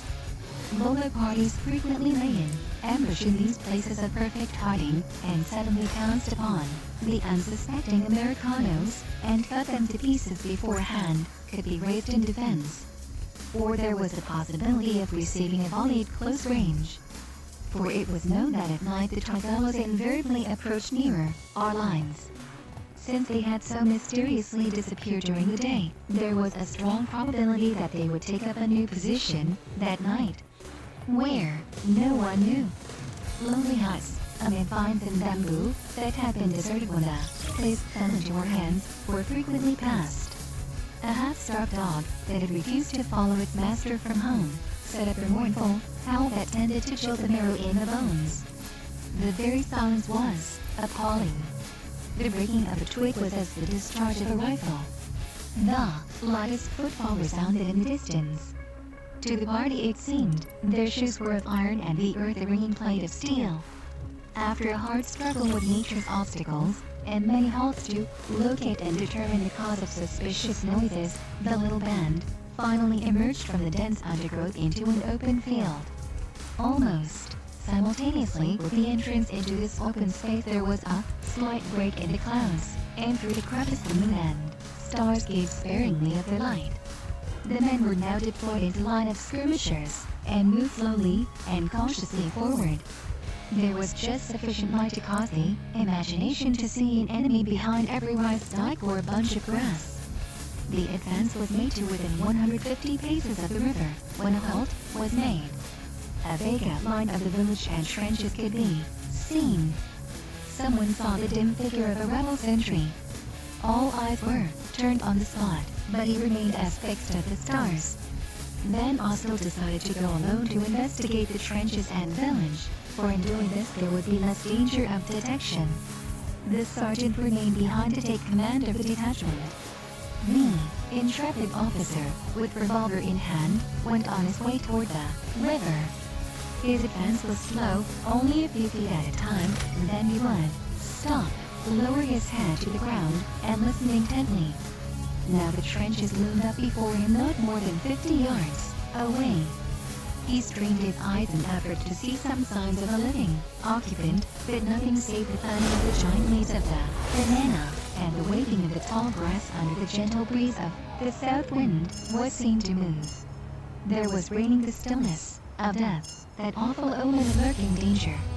A few feet further he wormed his way, now crawling on all fours. Just in front of him was a footbridge across the river, made of a single string of poles, and a handrail with which to balance the body. Over this bridge he began to cross. Not more than 2 short steps were taken when he heard a low, whistling sound. He halted instantly, started on his haunches beneath the handrail, and listened, as fixed as a statue. The whistling was repeated. This time nearer, but the direction indefinite. Was it the signal of an alarmed sentry, or was it one of the many nocturnal noises which the island of Luzon produces? Another low whistle, this time nearer. Then, speaking of that instinct that taught us of the presence of human beings in the blackness of the night, he slowly faced about. There within 4 feet of him, crouching upon the ground near the water's edge, was a man with a rifle in his hand. Quick as a flash he threw the muzzle of his revolver in his face. Remembering his surroundings, he never fired or uttered a word. Struggling between a whisper and the low talk, breathless through fear, came the words of Private Holmes. "For God's sake, don't shoot, Lieutenant. It's me." The officer lowered his revolver and beckoned the man to draw nearer. With his mouth to the lieutenant's ear, the soldier told that the men left behind had seen a number of moving figures in the village and trenches, not 25 yards away from where they were then crouching, and that he had been sent to warn his officer of his danger. Here his word tried the steel of Carvalho. The two kept their positions, scarcely daring to breathe lest they be heard. A plan of operations soon formed in the mind of the resourceful young officer. He whispered to Holmes to return and have the sergeant hold his men in readiness, with magazines filled, for an emergency, should he need them. Before Holmes had covered half the distance between the lieutenant and the men, there was the sound of the cocking of a rifle. A second later, came the flash and sharp report of a Mauser. True to his training, the soldier fell to the ground and lay motionless. By the light of the flash, Van also saw the black face of the Filipino sentry who had fired. Soon began that mumbling, chattering, rattling noise that an alarmed camp alone produces. The shrill command of the little officers in frantic endeavor to steady their men, the patter of many shoeless feet, the breaking of rifle stacks, and the clanking of bayonets and swords, made a medley of camp music that was hideous to hear. The alarm was soon quieted. The aroused men returned to their sleep, and soon all was again quiet. The sentry who had fired at Holmes made loud and emphatic assertions in the Tuangi language of the Tagalog of having seen something at which to fire, but he was disbelieved, his belt removed, deprived of his rifle, and another man put in his place. This was pleasant for the squatting American officer on the bridge to behold. After patiently waiting in deep suspense for more than half an hour, he noticed the substituted sentry stand his rifle against a tree and sit down. A moment later his head fell forward and he was asleep. Determined to learn more of the enemy's position and strength, Carvalho, inch by inch, silently slipped across the bridge and to the edge of the trench, a few yards to the left of the sleeping sentry. Here he made a rapid survey of the insurgent camp and position. Hundreds of them were lying stretched in sleep behind the shelter of the earthworks. His mission accomplished, he slowly turned to the unconscious sentry, thinking to secure the Mauser rifle as a trophy of the trip. But he had no more than grabbed it when the man awoke with a start and, like a flash, whipped out a shining bolo. Before the native had time to use his weapon, Bill raised the rifle above his head and, with a powerful blow that resounded through the midnight air, sent him reeling over the trench among his slumbering companions. Then, with a shout that would tend to raise the dead, he began to empty his revolver into the rapidly awakening rebel soldiers below. Quick-witted Sergeant Schreiner had no sooner heard the blow of the rifle and the shout of his commanding officer, till he had taken in the situation. He gave the order for a charge, and this small band of Uncle Sam's men rushed like demons, screaming and yelling like maniacs, toward the little bridge, then over it, and began to pour an awful, close-range fire into the confused mass of humanity beyond the trench. The effect was magical. The drowsy enemy, taken unawares, routed and disorganized, beat a disgraceful retreat. In vain their officers tried to make them stand. But the thought uppermost in every man's mind was how to get to a place of security the quickest possible time. In less time than it takes to tell it. There were no Filipinos on the scene of action, excepting the dead and wounded. The number of these, considering the darkness and the night, did credit to American marksmanship.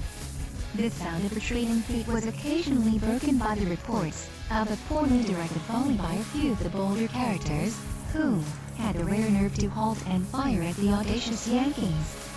The situation was ridiculous. 16 men had charged and taken a well-fortified position held by at least 1,000 Tagalog. The victors sat down on the bank of the river to talk and laugh over the adventure. Meanwhile, the terror-stricken followers of the misguided Aguinaldo were being rallied by their officers beyond the range of fire. They were now aware of the inferiority in numbers of the Americans.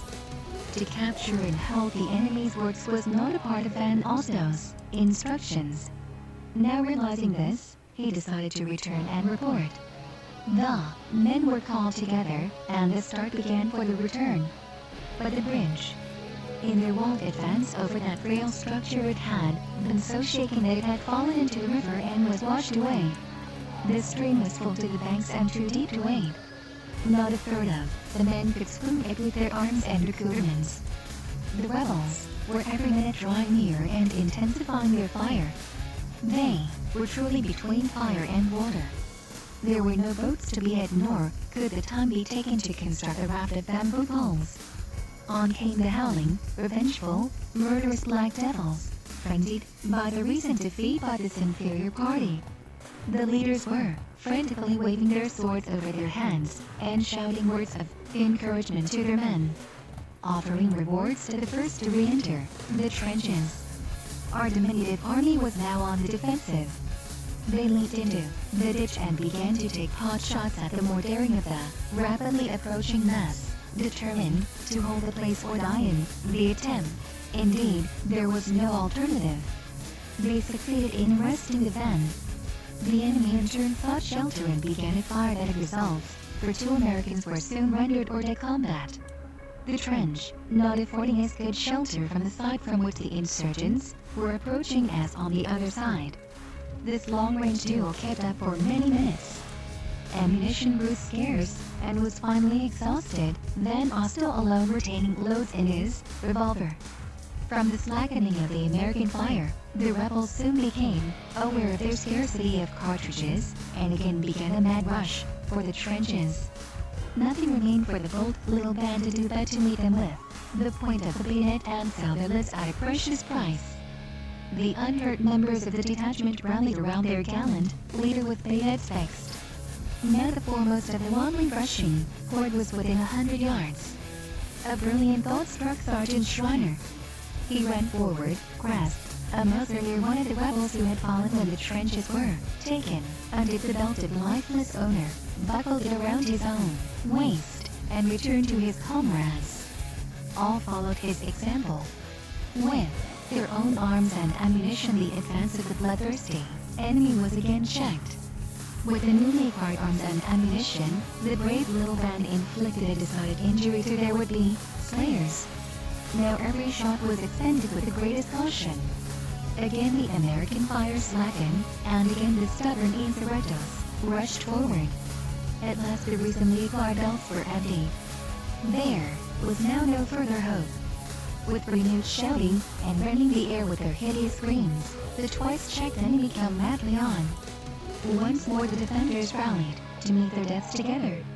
On a sudden the yell seemed 100 times multiplied, and from the rear as well as front. Had they been surrounded? To the rear the shouts were rapidly drawing nearer, but it was not the sharp and broken yell of the Tagalog, it was the familiar Yankee yell. That invincible, rugged, terrorizing Yankee yell.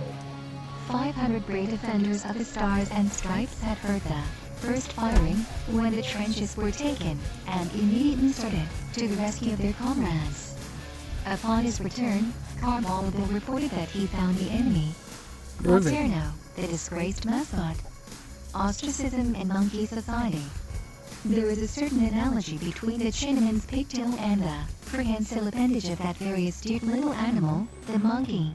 For the proud possessors of either of these grotesque physical adornments lose social caste the moment they are bereft of them. That there are reasons to believe that the tail of the monkey is his credentials to the polite society of his race, the following incident will serve to substantiate. One day in May 1899, when one of our infantry regiments, which had been ascending the Rio Grande in the island of Luzon in pursuit of the wily and festive Filipino, had halted to rest, it was decided to have an exhibition of company mascots. Each company had a monkey, and even dozen of them all told. There were Pat and Mike, who proudly wore strips of billiard tablecloth about their necks, and Aguinaldo and Paterno, named respectively for the leader and brains of the Tagalog insurrection. Aguinaldo wore with dignity a little tin sword by his side that one of the men of his company had made from a salmon can, while Paterno looked gay and world-wise in a ballet skirt ingeniously contrived by a company tailor from a bit of red mosquito bar. The others all had names, most of them for some distinguished military commander to whom they were supposed to bear some facial resemblance. The show was a decided success. Every contestant put aside his workaday tricks and performed those only that were intended for gala days. Aguinaldo was a sure winner from the first, for he had learned to draw his sword, wave it dramatically over his head, cheer for a few seconds in monkey talk, then break and dash to the rear. Paterno was an easy candidate for second honors. He gave a giddy dance and looked coy. But pride goes before a fall. It was decided to let the mascots have a social gathering. They were brought into a ring formed by grinning soldiers. All went well for a moment or two. They grinned, tersed, and made merry. Just in the very height of the ecstasies, a playful young monk that had been exchanging sheep's eyes with Paterno, in a fit of playfulness, made a grab for the latter's tail, but lo, there was none. The news spread like the incoming of amigos after the capture of a Filipino town. A dapper fell upon the meeting. All scorned the maimed fellow with that frosty bearing that a reigning belle bestows upon the promising debutante, or the monkey family toward their tailless fellow monks. The disgraced animal begged and entreated for further notice, and a renewal of the general good time that had been so unceremoniously ended by the recent discovery, but his solicitations were in vain. None condescended to again notice him. With Paterno, patience at last ceased to be a virtue. Knowing that the playful young monk who had made the discovery caused his downfall, he looked for a moment at that guileless appearing creature.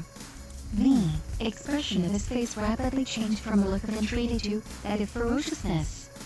With a vicious bound, he pounced upon his enemy, clawing, tearing, and biting.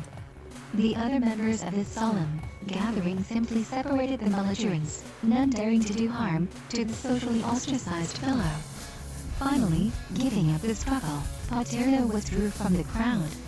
In the melee he had lost his skirt. He looked long and pitifully at his fellow mascots who had so suddenly turned against him. Great teardrops gathered in his eyes and trickled down his hairy cheeks. Raising his head, he spied a bamboo thicket in the distance. With a wild yell, he sprang through the line of sympathetic soldiers and made for the jungle. company had their last sight of Paterno, their tailless, monkey mascot.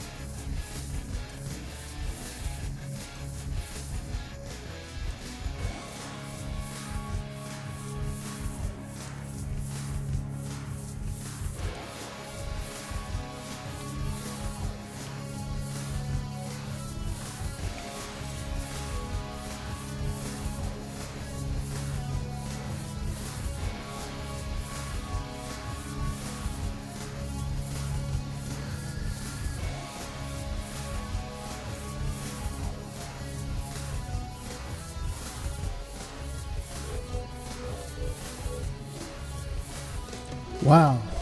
Yeah, so I finished Bamboo Tales. I didn't expect it to be a blood-saturated, blood-drenched combat book. But yes, it certainly was. Bamboo Tales.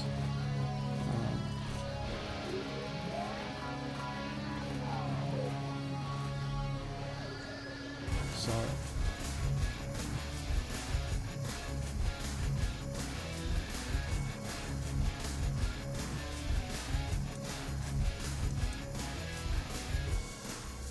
The Audiencia in the Spanish colonies, as illustrated by the Audiencia of Manila, 1583 to 1800.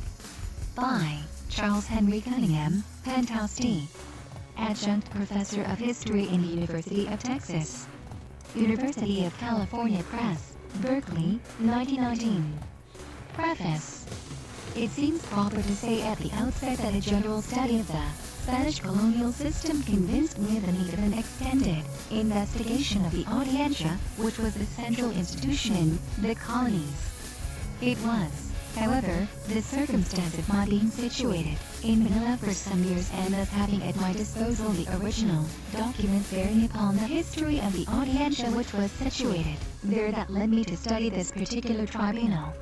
At first sight it may appear that something of direct applicability to Spanish-American conditions, which would have been gained by the study of the Audiencia of Mexico, or Guadalajara, or Lima, has thus been lost. Nevertheless, if it is borne in mind that the Audiencia system was common to all the Spanish colonies, and that the laws by which it was constituted and regulated applied to different political divisions of America as to the Philippines, the assumption will not seem wholly unjustified that the Audiencia of Manila may be taken as a typical legal and political institution. A large part of the time expended in collecting the materials upon which this book is based was spent in the various depositories in Manila. The most notable group of documents there is to be found in the Philippines Library, and it is with pleasure that I express here my obligations to Dr. James Alexander Robertson, the librarian. For not only did Dr. Robertson place at my disposal all the resources of the library, but he contributed generously from his adequate knowledge of Philippine history and afforded continual inspiration during the course of my labors in Manila. I am also deeply conscious of the assistance so kindly rendered by Don Manuel Artigas, Chief of the Division of Filipiniana, and by Don Manuel Uriarte of the Philippine Archive. In addition to research in the Philippines Library, the Philippine Archive, and the Audiencia records in Manila, approximately 3 years have been spent in the archives of Spain. The main center of my work, of course, has been the Archive of the Indies at Seville, where I was given free access to all the available materials, and every facility was extended to me by the Chief of the Archive, Don Pedro Torres Lanzas, and by his obliging assistants.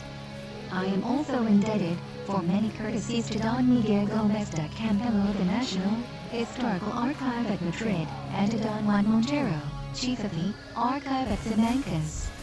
The object of this prefatory note would not be achieved if I failed to express adequately my acknowledgement to my teacher and friend Professor Frederick J. Teggart of the University of California. His inspiration led me to appreciate the importance of institutional studies.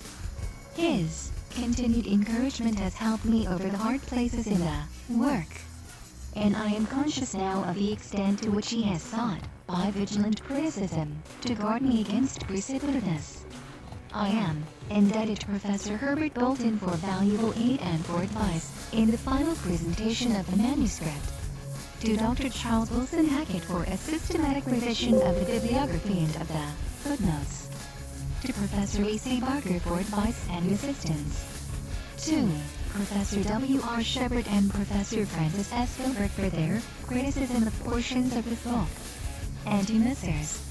A.H. Allen and Morris A. Cartwright of the University of California Press for their many manifestations of courtesy and patience in the supervision of its publication, to Professor H. Moore Stevens of the University of California, and to the generous Order of the Native Sons of the Golden West, I am indebted for the rare opportunity of 2 years of foreign residence and research in the various archives of Spain.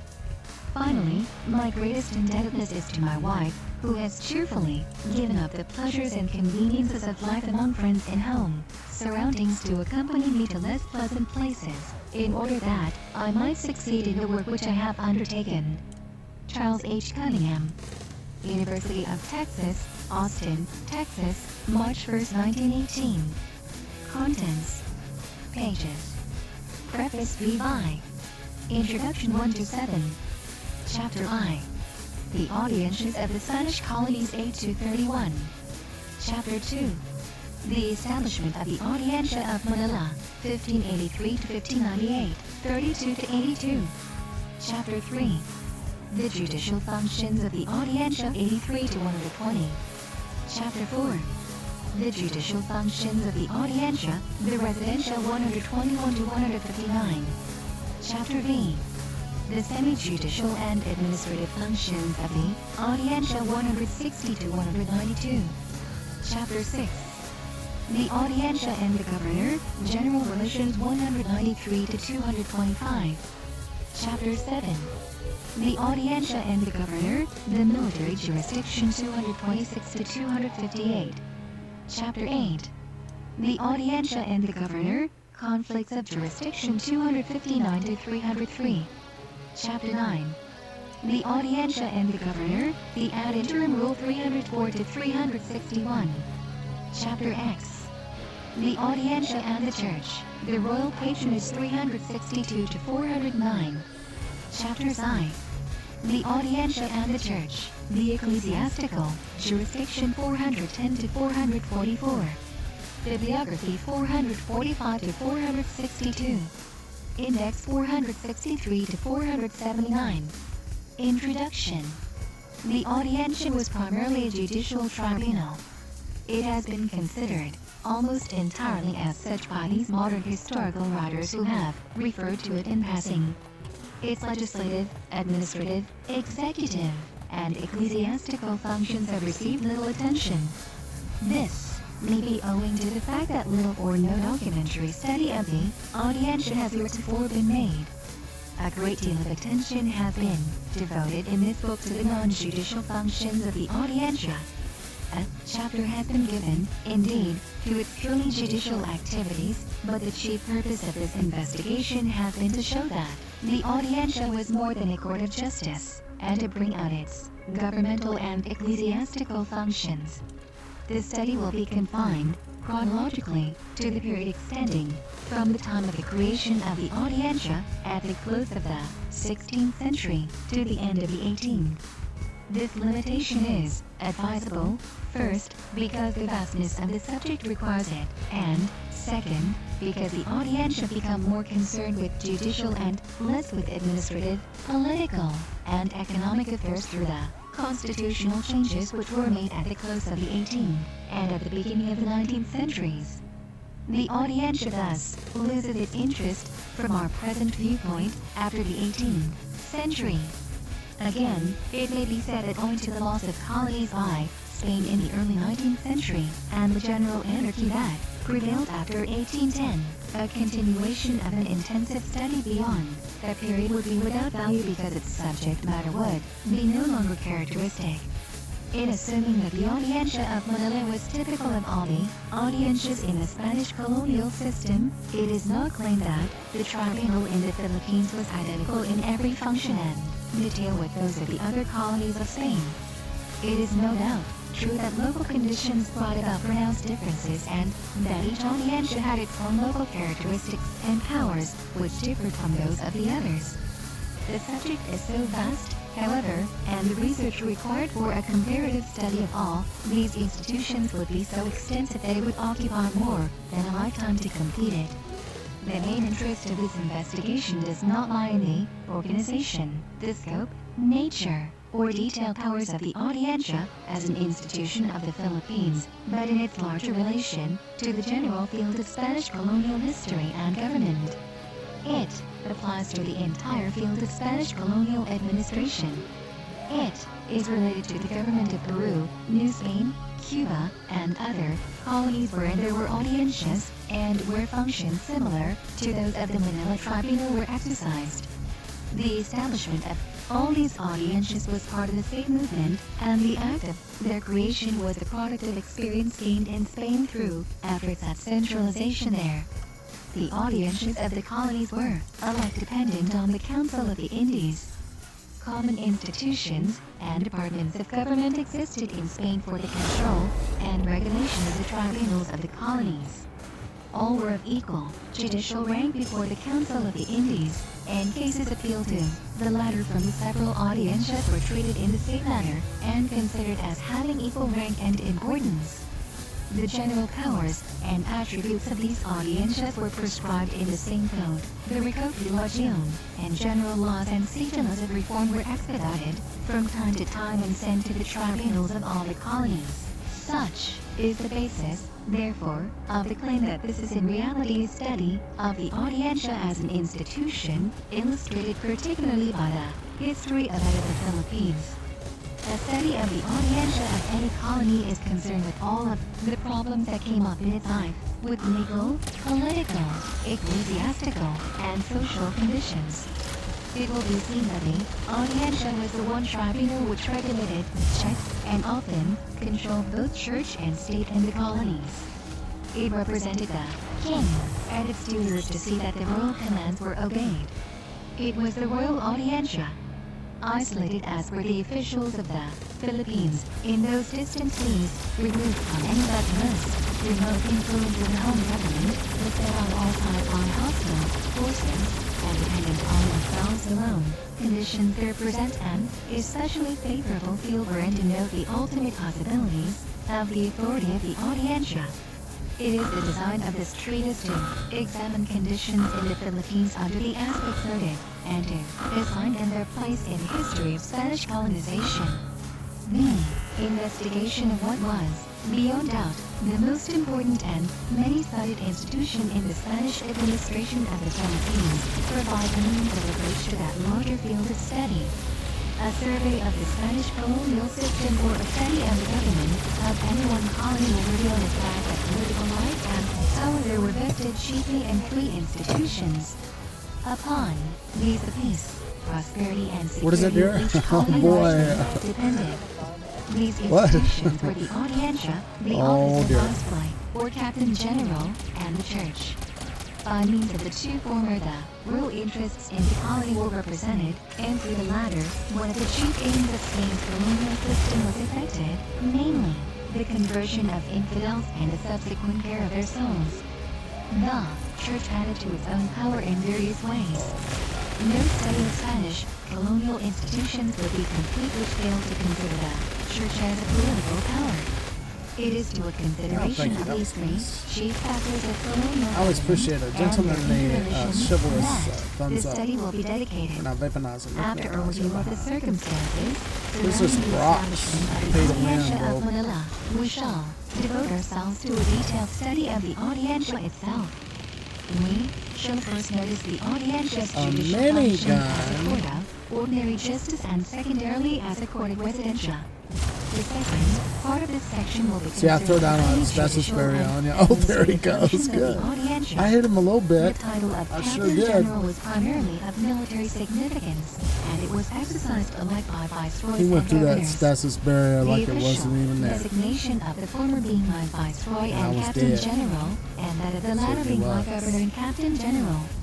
Not all governors were captains general.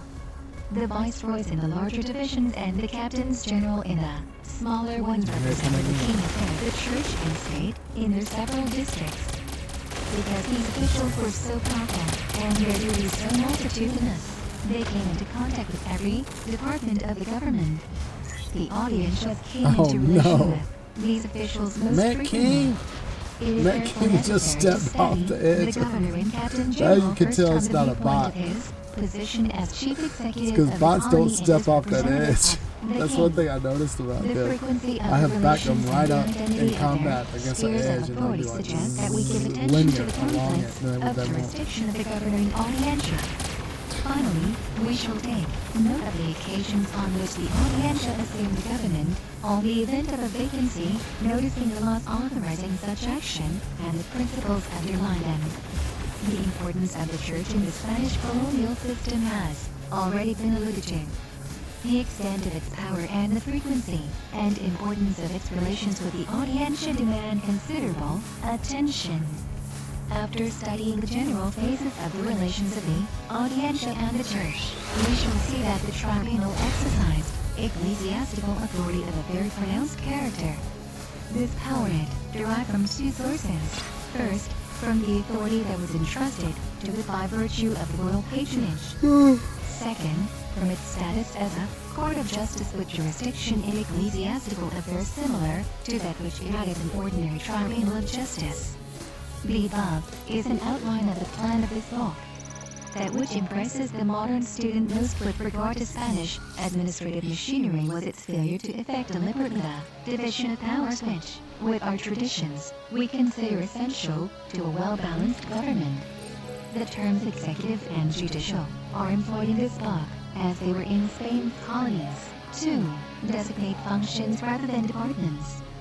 The viceroy, as president of the audiencia, had cognizance of certain judicial matters, and more or less participation in them, though he was forbidden to act as judge, especially over affairs in which he had already officiated as executive. The audiencia likewise shared many executive functions, yet it was not judge of its own acts, for when judgment was passed on, the administrative acts or judicial pronouncements of an order either, on appeal or by review of sentence, that magistrate was expected to retire, or to be occupied with some other case. So, while there was no judicial department with solely judicial functions, or legislative, or executive department, as they are known in some modern states, there existed certain interrelations which did not entirely result in confusion, as one might suppose. On the contrary, it may be often noted that as a resultant of the system, men and acts of an exceedingly well-balanced and statesmanlike character were produced. We shall see, moreover, that they were far from meriting the disapprobation that is frequently heaped upon so-called Spanish governmental incapacity. The defects which appear so conspicuous in Spanish administration were largely due to the extremely methodical turn of the Spanish official mind, the vastness of the empire which was to be governed, and the lack of facilities available for efficient administration. It was a government of expedientes, literally a government on paper. All acts, estimates, budgets, and plans had to be drafted and written out. Duplicates and triplicates of each report had to be made. Advice had to be taken, and opinions rendered, whether the matter went any further than the theoretical stage or not. We do much the same in our modern age, but inventions and labor-saving devices have fortunately spared us much of the time and effort which a few centuries ago had to be expended to accomplish proportionate results. The apparent unwieldiness of the Spanish colonial empire would have been materially reduced by the use of the telegraph, cable, steamship, typewriter, and carbon paper. an effort has been made that this should be something more than a theoretical dissertation. A knowledge that certain laws were promulgated is only half of what is necessary in a study of this character. It is imperative to understand how these laws were applied, and whether they were efficiently and effectively carried out. Every phase of the Audientia's history has, therefore, been illustrated, wherever possible, with one or more concrete cases, taken from actual practice. Many of these illustrations are comparatively insignificant by themselves, involving persons of no historical importance and concerning matters of a seemingly trivial nature. Nevertheless, it has been necessary to consider these matters carefully because they were typical and true to actual conditions, and because they reveal, better than anything else could, the affairs which were the concern of the Audiencia, showing the part played by the tribunal in the life of the colony. In the preparation of this work, due deference has been paid to the standard authorities usually cited by writers of Spanish-American history. So little attention has been given by students of Spanish colonial history to the Audiencia as an institution, however, that the present writer has been obliged to depend almost entirely on the hitherto untouched documentary material in Spain and the Philippines, and to place almost his sole reliance upon it. This material consists of laws, cedulas, rule orders, ordinances, correspondence, and lastly, but most important, records of cases and actual happenings in the form of letters, memorials, reports, complaints, and contemporary accounts. These latter convey, as nothing else can, an idea of how the laws were carried out, what was their effect, what part the Audiencia played in the interpretation and execution of the law, and the relations of the tribunal to the other authorities and institutions of government. Of this sort of material there is much, and in its light the history of the Spanish colonies and of their institutions yet remains to be written. Chapter I. The Audiencias of the Spanish Colonies. The Spanish system of colonial administration was an adaptation beyond the seas of fundamental administrative, judicial, and ecclesiastical institutions and principles which had grown up and had proved serviceable throughout a long period of successful use in Spain. As the Audiencias and their allied officials had shown themselves to be efficient as agencies of centralization in the isolated provinces of Spain, so they were utilized by the organization which they effected to bring the colonies nearer the mother country. When Spain was confronted with the necessity of governing her vast empire, it was natural that she should profit by her former administrative experience and make use of those institutions of government which had proved successful at home. The purpose of the present chapter is to emphasize the fact that these institutions which had served in Spain and were still in process of development there were utilized in all of the colonies. The Philippine Audiencia, which will be more particularly studied in subsequent chapters, was not a rare and isolated exception, but rather an integral part of the great administrative system. 1. This will more clearly appear from a sketch of the early development of colonial administration. In accordance with the terms of the concession made by the Catholic monarchs at Santa Fe on April 30, 1492, Columbus was given the title of Admiral, Viceroy, and Governor of the undiscovered lands and seas of the Indies. 2. He was likewise entrusted with the duty of proposing 3 candidates for the government of each colony, and from these 3 names the king was to select one. It was further provided that the alcaldes and alguazils for the administration of justice should be named by Columbus, and that he should hear appeals from these minor judges in second instance. This is a brief outline of the first government and judiciary provided for the New World. It is improbable that this arrangement was the product of any great amount of study or reflection. It was formulated before the New World had even been discovered, and the scheme, as well as the conditions of commerce and tribute which went with it, were largely proposed by Columbus and acceded to by the Catholic monarchs without anticipation of the tremendous consequences which were to come from that voyage of discovery and those which were to follow it. When Columbus undertook his second and later voyages, the Catholic rulers began to modify the conditions of the original compact by sending royal representatives with him to take account of his expeditions.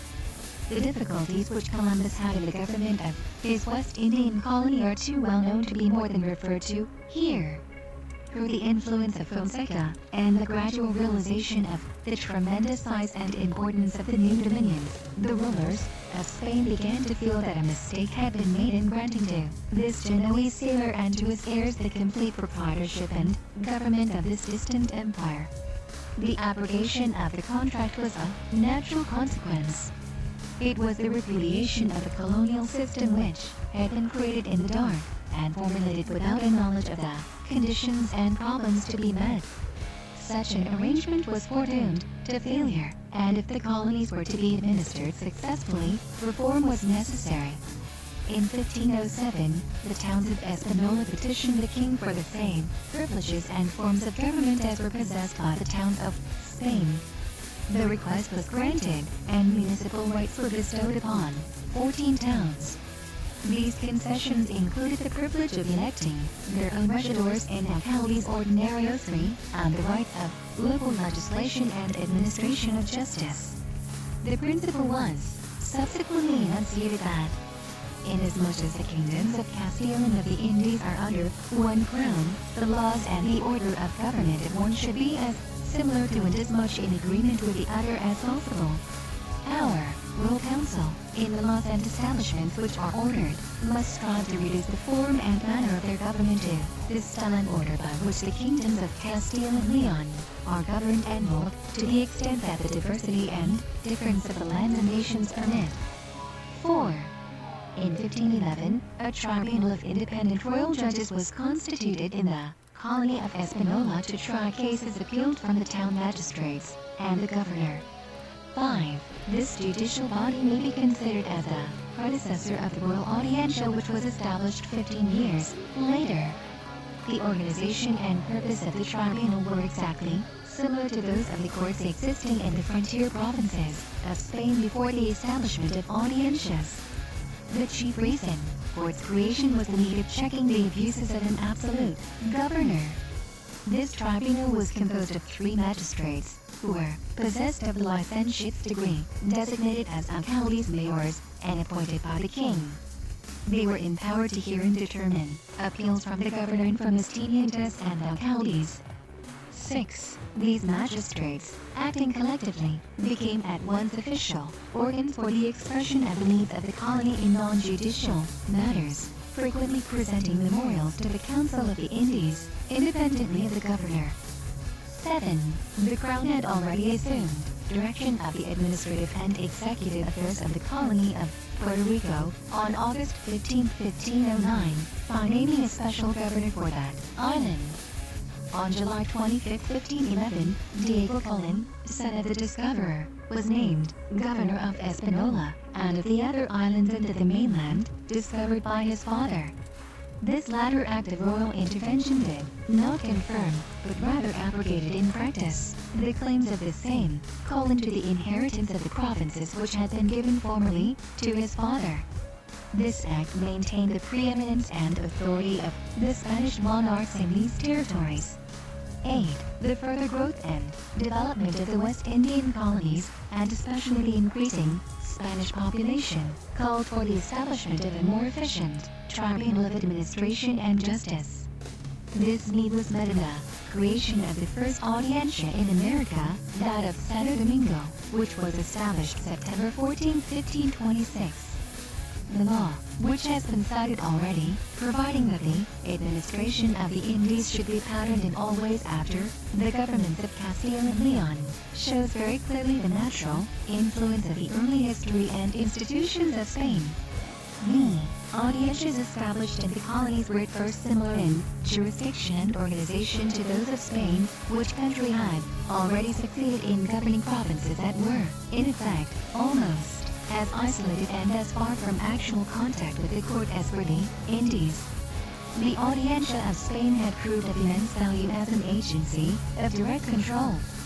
It had been found satisfactory under conditions very similar to those in the Indies, which were not regarded as foreign possessions, but as integral parts of Castile, being the property of the monarchs of that kingdom, and under their personal direction.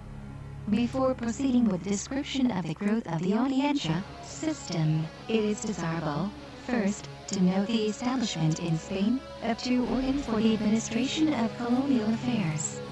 These may be examined here conveniently because their creation and the date of the institution of the audiencia in the colonies. The first, chronologically, as well as in importance, was the Casa de Contratación, which was created January 10, 1503. 9. This essentially commercial body was intended at first to supervise the import and export trade of Spain with the colonies and to arrange for the sale and distribution of imported articles, concessions of cargo to individuals, the lading and discharging of cargo, and the collection of duties. The functions of this body were soon amplified to the extent that it was given jurisdiction over emigration to the colonies. In 1509 it was granted further authority over certain criminal cases relating to trade, and in 1510, letrados were added to the tribunal of the Casa for the better determination of legal affairs. As established in 1503, the Casa de Contratación consisted of a treasurer, auditor, controller, and factor. 10. That the institution flourished and increased in importance may be deduced from the reform of Philip II on September 25, 1583, whereby the above-mentioned officials were retained and a royal audiencia was created within the Casa. This was composed of 3 jueces letrados and a fiscal, besides the numerous subordinate officials who usually accompanied the judicial tribunal. 11. Though at first it exercised some of the functions which belonged later to the Council of the Indies, it came subsequently to be subordinate to that body. 12. It was transferred to Cadiz in 1717 and was suppressed by the royal decree of June 18, 1790. 13. Its remaining attributions being assumed by the Consulado of Seville. 14. The beginnings of the Council of the Indies may be noted in the creation of a special committee of the Council of Castile for the supervision of administrative affairs in the colonies.